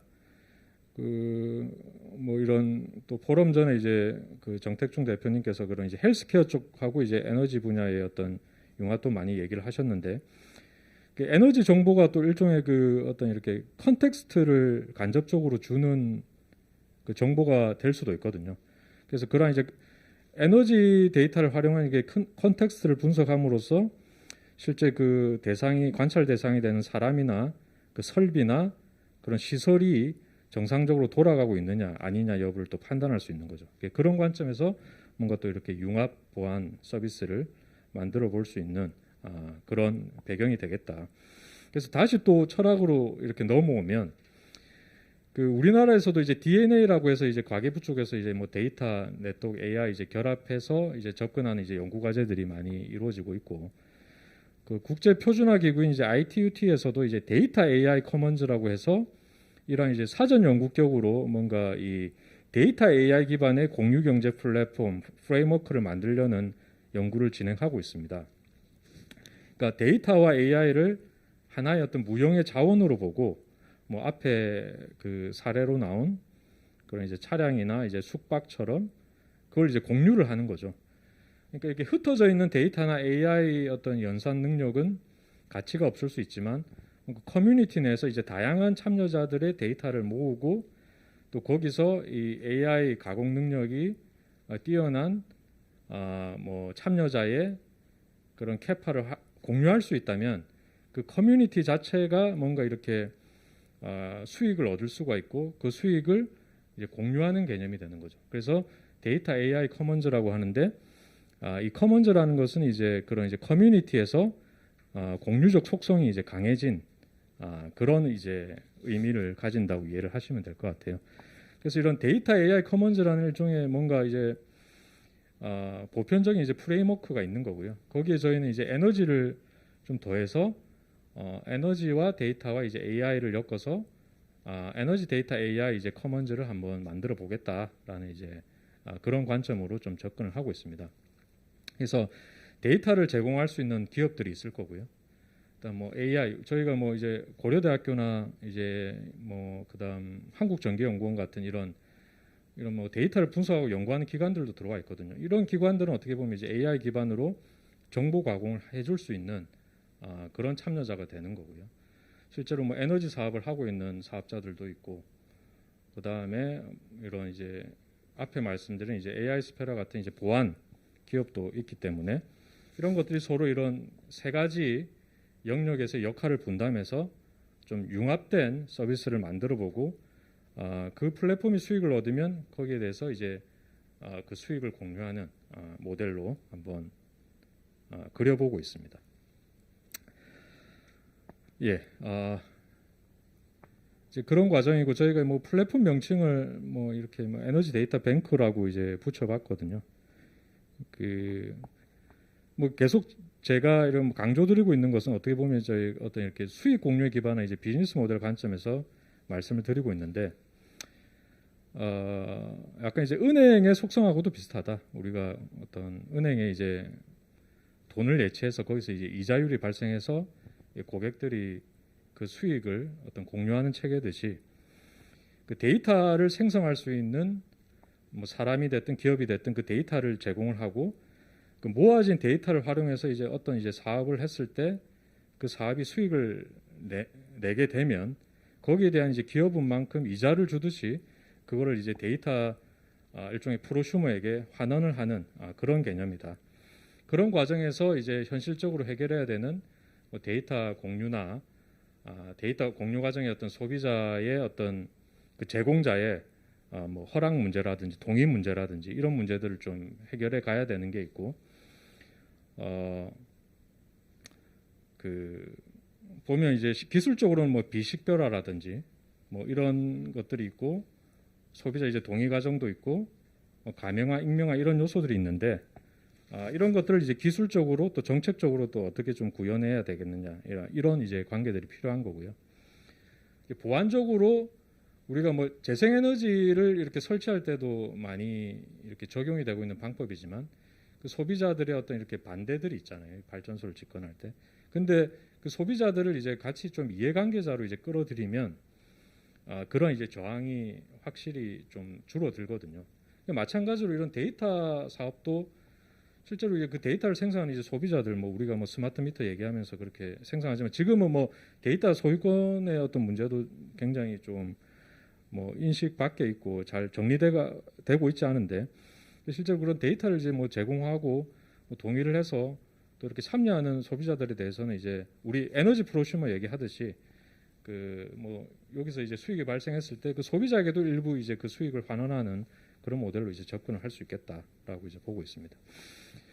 그래서 뭐 이런 어떤 이제 철학과 방향 속으로 진행 중이고요. 이 EDB라는 이제 플랫폼에 그런 이제 행위들이 어느 정도 좀 집적이 되면 뭐 또 기존에 존재하는 이제 다른 이제 플랫폼하고도 또 연계를 할 수 있는 어느 정도 이렇게 매스가 될 거라고 이제 보고요. 그렇게 함으로써 이제 점진적으로 이런 이제 연계를 좀 확장시켜 가보겠다. 그 과정에서 이제 중요한 게 이제 이런 이제 데이터 수익화 문제라든지 기존과는 달리 이렇게 상향식으로 뭔가 그 수익 모델을 만들어 가보겠다. 그러니까 저희가 이게 플랫폼을 만들어 놓고 어떤 외부 사업자한테 이렇게 뭐 들어오라는 개념은 아니고 이 참여하고 있는 기업들 간에 뭔가 이제 합의된 서비스 모델이 이제 도출이 되면 그 태스크나 프로젝트 베이스로 데이터를 공유하고 거기서 이제 수익이 나면 이렇게 나눠 가지는 구조고 계속 갈 건지 말 건지에 대해서도 이제 당사자들이 이제 합의하에 그렇게 이제 진행을 한다라는 개념으로 보시면 될 것 같습니다. 그래서 여기에서 어떤 에너지 빅데이터 플랫폼이라는 것은 사실은 뭐 그 데이터를 모두 이제 보유하고 있는 어떤 이제 뭐 빅브로더 같은 그런 주체가 아니라 사실은 그런 이제 연계를 해주는 그런 이제 뭐 장터 비슷한 그런 개념으로 보시면 될 것 같습니다. 이거는 뭐 저희가 뭐 좀 세부적으로 시스템 구성을 짜본 것이 되겠는데요. 뭐 이렇게 이제 데이터 수집을 해서 전처리를 하고 AI 기반으로 분석을 한 다음에 뭐 오픈 API 통해서 다양한 서비스와 좀 연결을 해보겠다. 프론트엔드 땅에서는 앞에 말씀드린 뭐 데이터 거래라든지 그런 서로 협업하는 모델 같은 메뉴를 좀 올려보겠다. 그 다음에 여러 데이터들을 엮어서 그 소비자가 됐든 개인이든 이제 법인이든 필요로 하는 데이터를 같이 묶어서 제공을 해보겠다 하는 이런 형태로 접근을 하고 있습니다. 더불어서 뭐 저희가 어떻게 보면 이제 이게 뭐 제도적으로는 사실 이제 개인정보 보호 이런 것도 굉장히 중요하기 때문에 뭐 그런 어떤 데이터 산법이 요구하는 그런 기본 요건을 충족하면서 저희가 뭐 추가적으로 또 보안 조치들을 좀 적용해 보려고 하고 있습니다. 그래서 뭐 실제 이렇게 접속 로그라든지 그다음 데이터 이렇게 거래에 대해서 어떤 이제 태그를 붙여서 그거를 이제 추적을 해본다든지 그다음에 또 IP 기반으로 그런 이제 잠재적인 그런 이제 뭐 어떤 그 악성 유저를 통한 이제 공격 가능성을 좀 탐지를 해본다든지 이런 것들 좀 부대적으로 해서 플랫폼에 대한 신뢰를 높이고 그래서 좀 뭔가 이제 참여자들의 신뢰를 확보해 보겠다라는 좀 부대적인 내용이고요. 또 이 데이터 제공 없이 앞에 말씀드린 것처럼 이렇게 데이터 가공만 하는 참여자들도 있는데 그 데이터 가공을 하는 이제 참여자들이 실제로 이제 뭐 아직까지는 그거를 뭐 연구 과제라든지 연구 용역 기반으로 하고 있지만 그런 것들을 이제 데이터 이제 거래 관점에서 한번 적용을 해보는 거죠. 우리가 뭐 프로젝트 베이스로 그렇게 연구 내용을 이렇게 해서 나가던 거를 이제 데이터 중심적으로 해서 뭔가 이렇게 분석이라든지 가공 서비스를 제공해주는 어떤 이제 서비스 모델을 좀 만들어 보고 있고요. 그쪽은 이제 뭐 연구기관이나 이제 학교에서 수행을 하고 있습니다. 그래서 뭐 생략을 하면 될 것 같고요. 그래서 이제 거의 이제 뭐 마지막 2페이지인데 우리가 사실 뭐 이 산업 부문 간의 이제 융합이라든지 이런 이슈들에 대해서 많이 얘기를 하지만 실제로 잘 안 되고 있어요. 왜냐하면 이렇게 산업 부분 간에 이렇게 워낙 규제가 있고 뭐 전기 사업뿐만 해도 사실 그 안에서 이미 규정하고 있는 게 있기 때문에 사실 이제 다른 사업자가 이제 들어올 수 있는 이제 여지가 별로 없고 한 그런 이제 제도적인 제약이 있거든요. 그렇기 때문에 이거를 이제 일단 데이터 기반으로 정보 서비스 기반으로 먼저 간접적으로 이제 엮어보자. 그러면 거기서 뭔가 이렇게 효과가 발생하면 그것들이 실제 이제 물리계에서의 어떤 이런 산업에도 좀 긍정적인 피드백을 줄 수 있을 것이다라고 이제 보고 있습니다. 그다음 이렇게 이제 묶인 데이터를 각 사업자의 어떤 별도의 플랫폼이 아니라 우리가 이미 사용하고 있는 뭐 보편적인 SNS나 이런 메신저 서비스를 통해서 좀 소비자들이 이제 손쉽게 접근할 수 있는 그런 인터페이스가 필요하다. 지금 존재하고 있는 우리 뭐 전력 계량 데이터를 읽는다든지 뭐 이런 하는 서비스들이 이렇게 보면 이렇게 보편적인 어떤 서비스 인터페이스가 아니잖아요.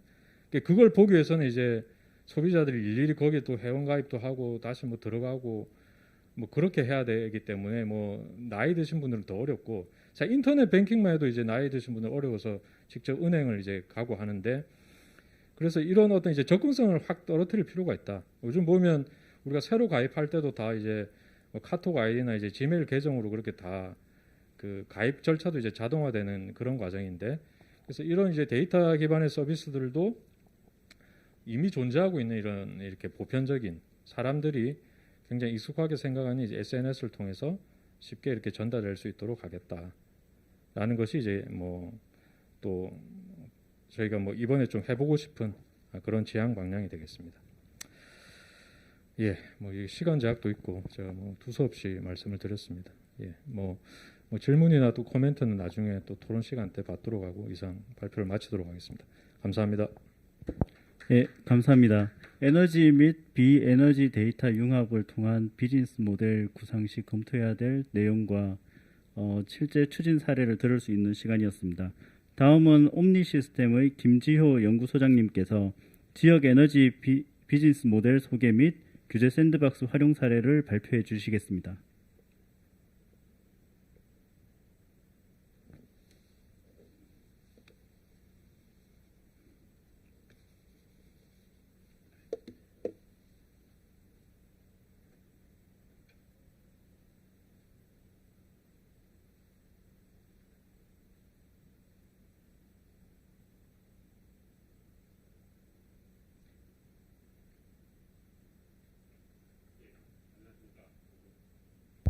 예, 안녕하십니까. 방금 소개받은 옴니시스템 연구소장 김지호입니다. 제가 발표할 내용은 지역 에너지 BM 소개 및 규제 샌드박스 활용 사례입니다. 앞에서 담론을 많이 얘기해 주셔서 저는 좀 구체적인 쪽으로 방향을 잡고도록 하겠습니다. 시간을 제가 맞춰서 좀 마무리하도록 하겠습니다.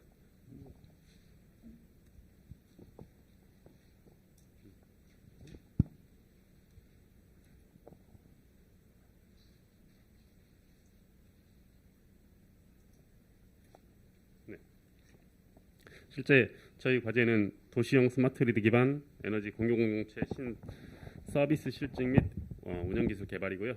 48개월에 했습니다. 많은 기업들, 그 연구소, 대학 그리고 공기업들이 참여하고 있는 과제 사업입니다.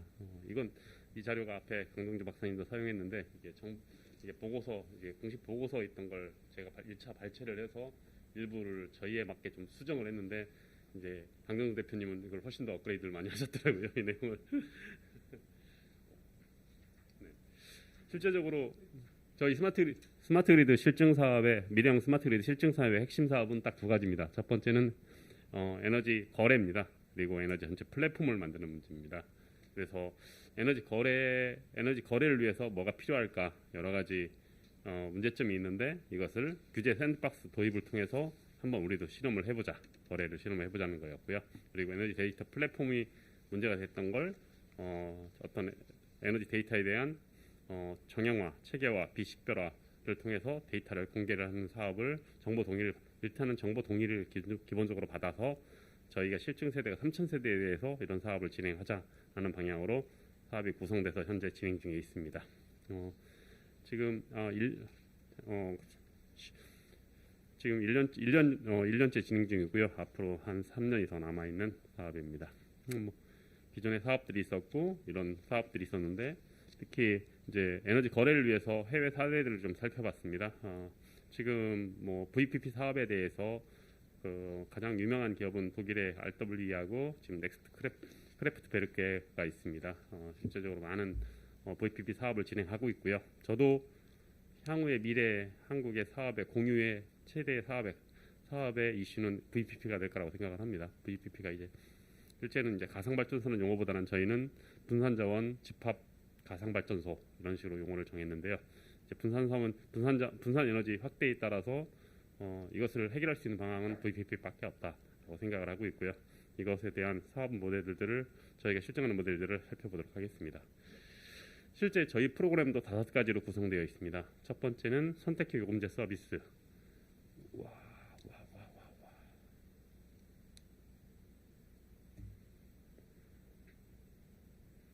이거구나. 첫 번째가 선택형 요금제 서비스, 두 번째가 태양광 공유 공동체, 세 번째가 공유 ESS 서비스, 네 번째가 분산자원 가상 집합발전소, 그리고 다섯 번째가 빅데이터 센터 및 비즈니스 시뮬레이터입니다. 하나하나 살펴보도록 하겠습니다. 사업 모델, 기술적인 내용보다는 사업 모델을 위주로 발표하도록 하겠습니다. 첫 번째, 주거용 소비자 선택형 요금제 서비스입니다. 첫 번째는 저희가 생각하는 서비스는 추천 요금제 서비스입니다. 지금 주택용은 여러분이 잘 아시는 바대로 주택용은 현재 누진제 서비스 하나를 받고 있습니다. 정부가 산업부와 한전은 작년 9월에 2019년 9월에 실증용 게시별 요금제 일반형과 집중형을 발표를 했고요. 거기에 따라서 선택형, 그러니까 일반 소비자는 주택용 소비자는 누진제, 그리고 게시별 일반형, 게시별 집중형을 선택할 수 있습니다. 외국의 사례는 이제 CPP 유사한 피크타임 리베이트라는 요금제도 운영하고 있고요. 그리고 여러분이 요즘 핫 이슈가 되는 알리100에서는 녹색 요금제도 진행을 하고 있습니다. 지금 가능하면 녹색 요금제까지 서비스를 하려고 하는데요. 문제는 소비자가 이걸 어떻게 하면 선택하면서 편리하게 쓸 수 있을까라는 것을 생각을 많이 해봤습니다. 사실 여러 논란이 되긴 하지만, 그러니까 좀 데이터 산업이 활성화되기 위해서는, 그러니까 우리가 한번 짚고 넘어야 될 문제 중에 하나는 저는 그 정보에 대한 불균형이라고 해야 되나, 비대칭성이라고 얘기해야 되나, 그러니까 가지고 있는 사람과 안 가지고 있는 사람의 좀 차이가 데이터 산업을 활성화하는데 좀 문제를 일으키는 거 아닌가. 모든 사람들이 보고 싶은 정보를 다 같이 보면서 그걸 가지고 그랬을 때 정말 진정한 사업이 발생할 수 있지 않을까 생각을 했습니다. 그래서 이게 정보보호법이 제일 문제가 되지만, 일단 동일 3000세대에 대해서 저희가 동의를 받아서 이 세대들이 지난 데이터를 기반으로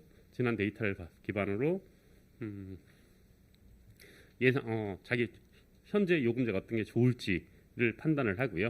그 다음 수요 예측을 할 겁니다. 수요 예측을 해서 시간별로 수요 예측을 통해서 15분 단위 수요 예측을 통해서 추천 요금제 서비스를 할 겁니다. 추천 요금제 서비스는 시간별 데이터 분석을 통해서 당신이 이 수용가는 누진제가 좋을지, 게시별 일반형이 좋을지, 게시별 집중형이 좋을지에 대한 서비스를 진행할 겁니다. 그래서 그 오차를 최대한 줄임으로써 소비자가 어떤 요금제가 더 좋을지에 대한 판단을 할 수 있게 서비스를 AI 플랫폼을 통해서 저희가 수요 예측을 만들 거고, 그 데이터를 기반으로 추천 요금제 서비스를 할 겁니다. 물론 이제 그런 데이터가 쌓이다 보니까 여러 가지 서비스를 쉽게 접근할 수 있는 서비스가 있죠. 그러니까 실시간 사용량을 15분 단위 저희는 15분 단위 업데이트를 사용할 겁니다. 15분 단위로 실시간 업데이트를 통해서 실시간 사용량을 서비스 받을 수 있습니다. 그리고 아까 얘기했던 AI 분석 서비스를 통해서 예상 사용량, 그리고 예상 요금, 그리고 이웃 간 비교, 아파트 동, 평형, 단지별 비교를 통해서 평균 사용량이 얼마고 내 사용량은 얼마다. 이건 누구나 쉽게 좀 할 수 있고요. 실제적으로 더 좋은 건 약간의 게임 비슷하게 해서 저희는 아파트 단지 몇 명 중에 당신은 몇 등, 그리고 이 단지의 동에서 전체 세대 중에서 지금 사용량이 당신 세대가 몇 등 정도까지 서비스를 진행하려고 하고 있습니다. 그랬을 때 이제 게시별 요금제를 통해서 저희가 관심 있는 세대들한테 최대한 유도를 했을 때 실제적으로 부하 이동이 얼마까지 갈 수 있을지에 대한 서비스를 진행하려고 합니다. 지금 그러니까 가능하면 이제 스마트 가전이나 이제 스마트홈 플랫폼을 가진 데하고 연동을 해서 연동을 통해서 실제적으로 스마트 가전의 효과의 스마트 가전의 부하 이전 효과를 한번 검증해 보려고 하고 있고요. 또 실시간 정보를 사용하는 사람, 안 사용하는 사람들이 에너지 절감용, 특히 에너지 절감량 또는 에너지 부하 이전량이 얼마 정도 될지 빅데이터 분석을 통해서 저희가 추론을 하려고 하고 있습니다. 두 번째 서비스는 실제 지금 햇빛지도 서비스입니다. 게시별 요금제나 다양한 요금제가 썼을 때 이제 신재생 에너지 서비스를 받을 수 있습니다. 뒤에 말씀드리겠지만 일반 세대가 신재생 에너지를 받을 수 있는 건 베란다 태양광 사업이 있고요. 아파트 주민이 두 번째는 옥상 태양광으로 공동으로 사용할 수 있는 방법이 있습니다. 이제 세 번째 저희가 추진하는 사업 중에 하나는 단지 외에 설치해서 하는 커뮤니티 솔라 방식을 제안을 하고 있습니다. 그런데 일단 주거용 주거용 선택형 요금제 서비스에서는 저희가 햇빛지도 서비스라는 걸 만들 겁니다. 이 햇빛지도 서비스에서는 어떤 것이 들어갈 거냐면 당신 세대의 각 세대의 태양광 설치 가능 용량을 서비스할 거고요. 이건 해외 구글이나 하는 사회에 유사하게 진행을 할 거고, 그랬을 때 방향과 그림자 등을 3차원으로 CCD 분석을 통해서 예측 발전량을 할 겁니다. 그래서 당신이 얼마를 용량 250W, 500W가 설치하는데 500W를 설치하면 한 달 발전 예상 용량이 얼마다. 그래서 현재 사용하고 있는 요금제 기반으로 각각의 어떤 요금제 기반으로 태양광 발전량을 1시간 단위 분석 서비스를 통해서 했을 때 누진제 했을 때는 얼마가 더 세이브가 될 수 있고, 선택형 게시별 요금제 일반형, 게시별 요금제 집중형에서는 사용했을 때는 태양광을 설치하면 절감 효과가 얼마 정도 발생할 수 있다. 그랬을 때 그렇게 하고요. 또 여기서 끝나지 않고 한전의 엔터와 같은 매칭 서비스를 진행하고자 합니다. 서울시에서는 베란다 태양광 지원 사업이 있고요. 그래서 지원 사업을 바로 신청할 수 있게 연계를 하고, 그리고 거기에 서울시 관련 그 베란다 태양광에 가능한 설치가 가능한 업체와의 링크를 같이 지원을 할 겁니다. 그래서 소비자는 쉽게 베란다 태양광 지원 사업을 받을 수 있고, 업체를 소개받을 수 있고, 발전량을 예측을 통해서 내가 얼마 절감할 수 있는지에 대한 정보를 다 받을 수 있어서 쉽게 설치하고 쉽게 운영할 수 있는 서비스를 구현하고자 합니다. 그리고 저희 미래형 스마트 그리드 실증에 참여한 세대들은 자동적으로 국민 DR에 가입할 거고요. 그리고 서울시 에코마일리지의 자동 연계를 통해서 정확한 데이터가 연동을 함으로써 정확한 인센티브를 받을 수 있도록 지원을 할 겁니다. 이중 지원 논란이 좀 있어서 검토를 했는데 이중 지원이 되지 않고 각자 독립적으로 다 지원이 가능하다는 법리 해석을 받았고요. 그래서 둘 다 동시에 서비스를 받을 수 있을 겁니다. 그리고 이제 이웃 간 거래, 실제 공동주택 안에서 이웃 간의 거래가 가능한 모델로 가능할 수 있습니다. 그런데 이거에 대한 비즈니스 모델을 만드는 것은 조금 복잡하고요. 특히 지금은 이제 소시오 공동주택 아파트의 커뮤니티의 소시오 같은 것들이 있습니다. 소시오 같은 형태가 있습니다. 이제 커뮤니티 시설들을 어떻게 운영하고 관리하는 서비스 있고, 이걸 통해서 에너지 절감했을 때, 아니면 여기 에스코 사업을 해서 주차장에 LED 교체 사업을 했다. 그랬을 때 이거에 대한 효과, 에스코 사업에 대한 검증 사업들과 연계를 함으로써 아파트 단지 안에서 에너지 절감 시장을 만들어서 한번 운영해 보려고 하고 있습니다. 두 번째는 아파트 공유 공공재 서비스입니다. 첫 번째 했던 햇빛지도 서비스는 베란다 태양광이고요. 베란다 태양광은 앞 서비스에서 구현을 할 거고, 두 번째 서비스는 이제 태양광 공유 공동체 서비스입니다. 아까 교수님도 그렇고 강동주 대표님도 말씀하셨듯이 분산 자원이나 이런 것을 주민 체감형, 참여형으로 만들기 위해서는 주민의 참여가 많이 필요하다고 생각을 합니다. 거기에 한 방식으로 저희가 제안한 것은 아파트 공유 태양광입니다. 미국의 같은 경우는 커뮤니티 솔라라고 해서 이제 공유 태양광에 대한 개념이 많이 도입돼서 많은 사업을 하고 있는데, 실제적으로 유틸리티 중심으로 진행한다는 단점들이 있었습니다. 이것을 시민 체감형, 시민 참여형으로 어떻게 바꿔보고자 해서 두 가지 모델을 만들었는데요. 두 번째부터 설명을 할게요. 공동체 미니 태양광부터 설명하도록 하겠습니다. 아파트 옥상에 주민들이 공동으로 태양광을 설치를 합니다. 그러면 첫 번째 베란다 태양광을 설치를 했을 때 주말 같은 때 내가 냉장고만 켜놓고 나갔을 경우, 인터넷 공유도 다 껐을 때 태양광 발전량이 남을 수 있습니다. 남을 수 있어서 이것을 상계 처리가 가능합니다. 아파트 주민이 상계 처리는 이제 아파트 단지 안은 한전은 이제 담장까지만 전기를 공급하고 담장 안에는 아파트 단지의 담장 안은 관여를 하지 않습니다. 이제 종합계약일 때는 일부 건축 데이터에 대한 관여가 있긴 하지만 관여를 하지 않기 때문에 아파트 단지 규약을 통해서 거래가 가능합니다. 그래서 베란다 태양광을 설치했을 때 남아서 공동부에 역송을 한 전기에 대해서는 상계 거래가 가능한 구조로 되어 있습니다. 아직까지 그런 서비스를 구현하는 데는 거의 없어가지고 저희 이 미래형 실증 사업에서는 기본적으로 베란다 태양광에 대한 상계 사업을 진행을 할 거고요. 그리고 두 번째는 아파트 옥상에 공동으로 아파트 주민들이 공동으로 태양광을 설치하거나 아니면 뭐 해줌이나 솔라 커넥트 같은 그런 지금 신생 스타트업들이 태양광 임대업이나 이런 사업들을 하고 있습니다. 이렇게 설치했을 때 이것을 실제적으로는 SPC 형태로 주민들이 만들어서 만든 태양광 발전소를 만들게 할 거고 주민 참여해서 주민이 주인이 되는 태양광 발전소를 할 거고요. 이것을 실제는 만들면 공용부에 가는데 공용부에 가지 않고 실제 세대가 갈 수 있도록 랩 미터링을 만들 겁니다. 실제는 옥상에 있지만 미터상으로 랩 미터링을 통해서 내 집 베란다에 설치된 것처럼 내가 분할을 받아서 진행을 할 수 있죠. 이런 모델을 만들어서 서비스를 할 거고요. 실제 그런데 문제는 두 번째 랩 미터링을 통해서 상계 거래를 할 건데요. 상계 거래의 문제점은 아파트 옥상에 설치할 수 있는 태양광 용량이 많지 않다는 문제점이 있습니다. 좀 더 효과를 극대화하기 위해서 아파트 단지 근처에 예를 들어 학교 옥상이나 지금 천변에 지금 저희 서대문 같은 경우 천변 불광천변에 지금 태양광 후보지를 3개를 선택을 해서 진행을 하는데 천변에 태양광을 설치를 할 겁니다. 그런데 이 태양광을 설치하는 건 시범적으로 저희 같이 구축을 하는데 최대한 서대문 주민이 참여하는 펀드를 만들 겁니다. 내가 설치한 태양광에서 내가 내 집의 베란다에 설치한 것처럼 사용하게 만드는 것이죠. 이게 저희가 생각하는 공유공동체의 모델입니다. 이제 기술적으로는 버추얼 랩 미터링, 가상 상계 거래라는 시스템을 통해서 미터링을 서로 플랫폼 통해서 호환을 하게 되면 내가 가능할 수 있는데 실제적으로 분양 모델이 있고 구독 모델이 있습니다. 전체 태양광 발전소에 100이라는 이제 SPC가 만들어서 100이라는 조합이 만들어졌다. 그런데 내가 2구자를 샀다. 그러면 전체 발전량의 2%는 제 겁니다. 100kW를 설치했을 때 한 달 발전량이 한 10,000kW 정도 됐을 때 내가 그 중에 100kW만 실제적으로 그러면 200kW가 나의 소유권이죠.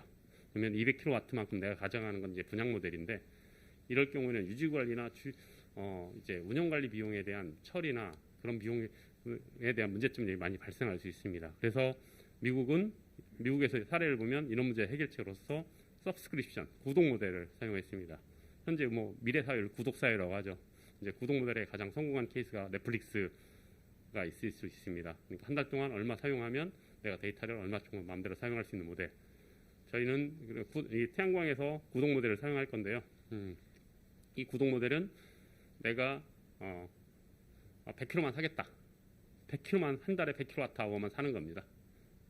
그러면 입찰을 통해서 100kW만 사는데 사실 이제 내 집에서 내가 설치해서 내가 가져가는 건 분양 모델이 이상적으로 맞긴 한데 현실적으로는 구독 모델이 현실적으로 되게 맞을 것 같습니다. 내가 설치해서 나는 발전한 데에서 돈을 받고 실제는 나는 또 싸게 그것을 더 싸게 구매를 해서 내 가정에서 쓰는 형태로 이제 사업 모델을 만들어질 것입니다. 그리고 다양한 태양광 발전 사업자들한테 소규모 분산자원 거래 시장을 통해서 S&P 플러스 REC로 공급받을 수 있게 할 거고요. 저희가 정확하게 지금 태양광 예측 모델들을 만들고 있습니다. 그러니까 미래에 좀 더 이제 지금 태양광 예측이 정확했을 때는 이제 좀 인센티브를 줄 수 있는 소규모 분산자원 거래 시장이 만들어지고 있어서 그런 모델들을 좀 더 확장할 생각이고요. 처음 과제를 시작할 때는 아리백을 되게 어렵게 생각했는데 갑자기 아리백 시장이 오래되면서 붕 뜨면서 지금은 저희가 아리백을 어떻게 할 건가가 지금 가장 핵심 모델로 하고 있습니다. 그리고 이 커뮤니티 솔라 같은 태양광 공동체 같은 경우는 앞으로 되게 확장할 수 있는 모델, 공유 경제 개념에서 그리고 태양광의 신재생 에너지에 대한 분산 에너지에 대한 체감형 그리고 참여형 모델로 만들 수 있는 최적 모델이기 때문에 앞으로 많은 이제 관심이 시작되고 있고 활성화가 되고 있어서 여러분들이 관심을 갖고 지켜보신다면 많은 뉴스와 많은 정보를 하면서 어떻게 발전할 수 있는지 많이 지켜볼 수 있을 것입니다. 그래서 관심 부탁드리고요. 실제적으로 저희가 관심 있는 건 이제 아리백 모델입니다. 아리백은 의무나 제도가 아닙니다. 캠페인입니다. 이제 아리백이 제일 이슈가 되고 문제가 됐던 건 BMW가 아리백을 선언을 했죠. BMW가 아리백을 선언하면 BMW에 배터리를 공급하는 BMW 전기차에 배터리를 공급하는 삼성 SDI에도 아리백을 해야 됩니다. 아리백이라는 건 리뉴어블 에너지 100%입니다.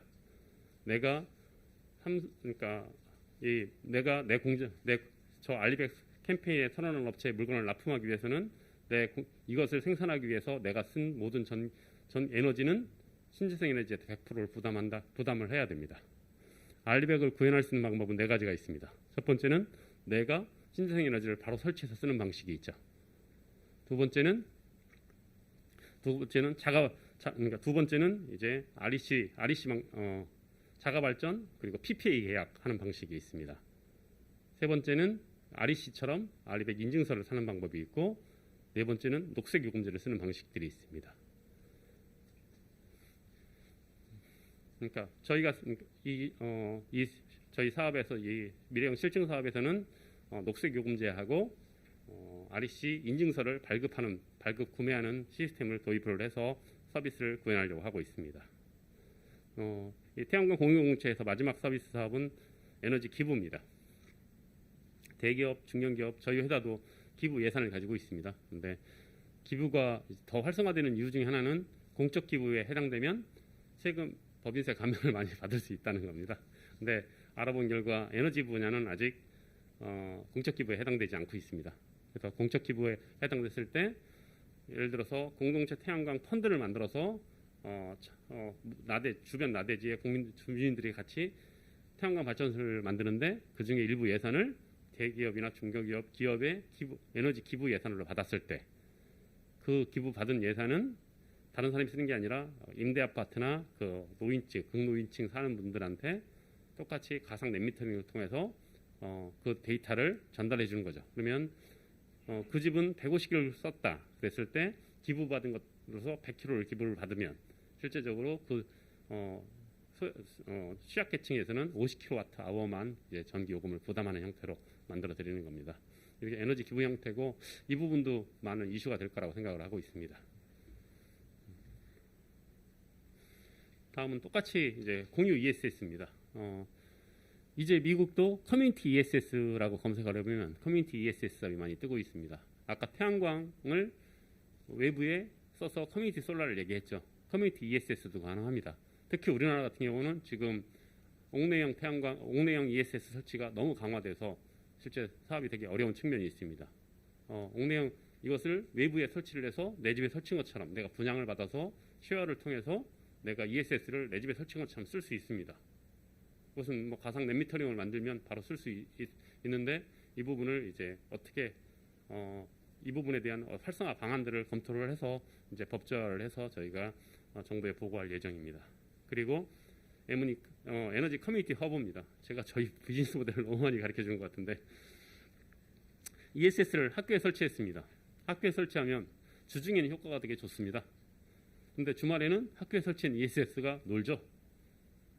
토요일, 일요일은 학교는 운행을 하기 때문에 바로 옆에 주상복합 건물이 있다. 그러면 그 건물은 주말에 에너지 사용량이 되게 많습니다. 그러면 주중에는 학교에서 쓰고 ESS가 사용하지 않는 주말에는 그런 주상복합 상가에서 썼을 때 이렇게 실제적으로 스위치를 만들어서 운영을 했을 때 마이크로그리드를 혼용해서 쓸 수 있게 하는 방식을 한번 실증을 해보려고 하고 있습니다. 가상 집합발전소입니다. 이제 지금 계속 신문에 많이 나오고 있죠. 제주도에서 올해 풍력 발전소 오프를 44번을 진행을 했습니다. 그 비용이 엄청나게 크거든요. 다시 재가동하고 하는 비용들이. 이게 우리나라 3020 하는데 15% 정도 신재생 에너지가 15% 넘어가면 이런 일이 발생할 가능성이 있습니다. 덴마크나 독일 같은 경우 덴마크는 풍력 발전 비용이 거의 60%가 되는데 1년에 며칠은 풍력 발전량이 전체 소비량보다 더 많은 날이 발생하고 있습니다. 근데 덴마크는 이걸 해결을 열로 바꿨죠. 근데 열로 바꿔서 공급을 했습니다. 근데 덴마크는 이게 가능한 게 뭐냐면 전기 사업자가 열 사업자가 동일해요. 그렇기 때문에 해결 방법이 가능했는데 우리는 이게 해결 방법이 쉽지가 않죠. 전기 사업자와 열 사업자가 전혀 다른 사업자이기 때문에 둘의 협력 모델을 만들지 않는 이상 어렵습니다. 그래서 이제 독일은 이것을 수소로 해결을 하려고 생각을 하고 있죠. 그래서 수소 경제를 띄우고 있습니다. 신재생 에너지에 남는 남는 전기를 수소로 바꾸는 작업을 하고 있고요. 실제적으로 분산 에너지, 그러니까 신재생 에너지의 가장 큰 단점은 간헐성과 예측 불확실성입니다. 간헐성이라는 건 구름이 딱 꼈을 때 갑자기 태양광 발전이 금방 급격하게 주는 문제. 그리고 예측 불확실성은 오차율이 크기 때문에 그거에 대한 전력 수요와 공급에 밸런스를 맞추기 위해서는 추가 비용이 많이 들어간다는 단점들이 있었습니다. 이것을 이제 ESS가 이 문제를 두 가지 문제를 발전량 예측 AI 모델과 발전량 예측, 수요 예측을 통해서 이것을 어떻게 해결할 수 있는가 문제, 그리고 현재 태양광 발전량이 변전소당 양이 제한되어 있습니다. 이 제한된 양을 좀 더 확대하기 위해서는 배전계통에서 ESS의 역할이 중요해질 수 있습니다. 이랬을 때 나라에서 거래소에서 시장이 만들어질 거고, 이것을 해결할 수 있는 ESS가 운전을 했을 때 주는 시장이 만들어질 것입니다. 이런 시장에 어떻게 대응할 것인가에 대한 다양한 기술들이 있을 수 있습니다. 그리고 전력 보상, 전압 보상을 통해서 전력 품질, 무효 전력을 역류를 보상할 수 있는 서비스들도 만들어질 수 있고요. 이거에 대한 보상 체계를 가상화로 만들고 시장을 만들고 시뮬레이터를 만들고 실제적으로 운영을 해볼 생각입니다. 네. 뭐 똑같이 이것은 저희 빅데이터 센터에서 만들 거고요. 포탈 운영할 거고, 아까 커넥터리스트 강동규 대표님이 발표했던 서비스를 일부를 저희도 구현을 할 거고요.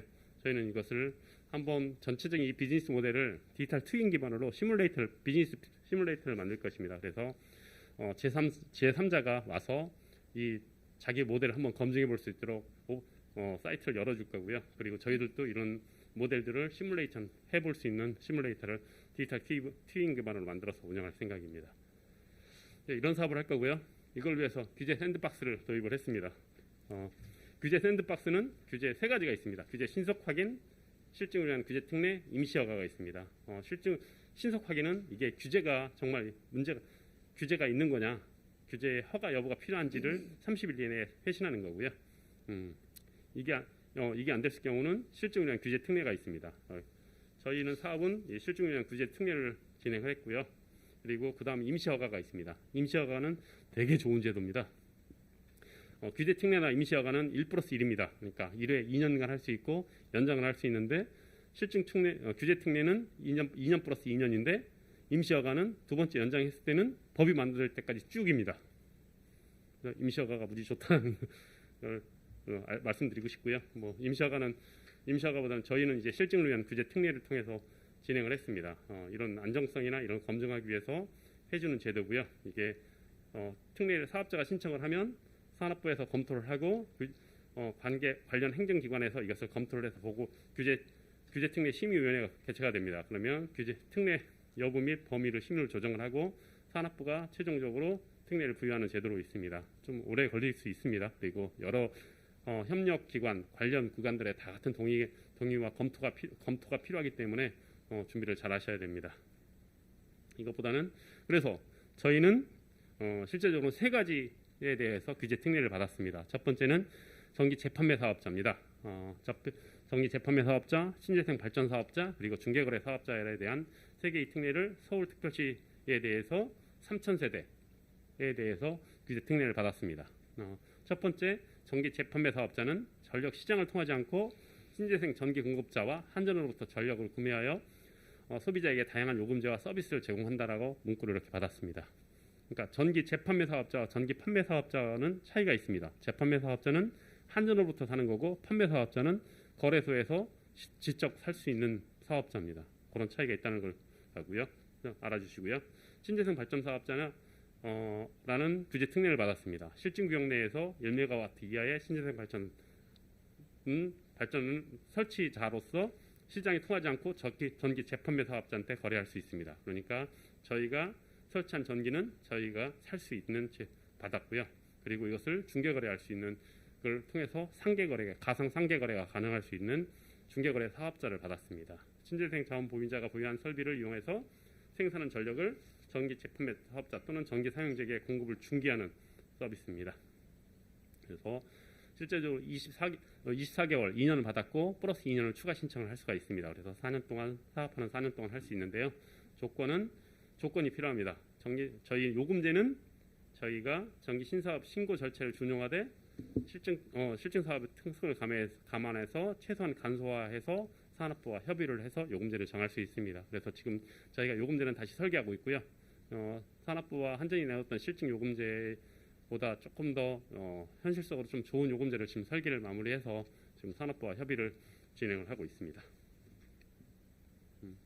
뭐 이렇게 서대문에서 이렇게 실증을 진행할 예정입니다. 네, 이상 시간을 발표를 마치도록 하겠습니다.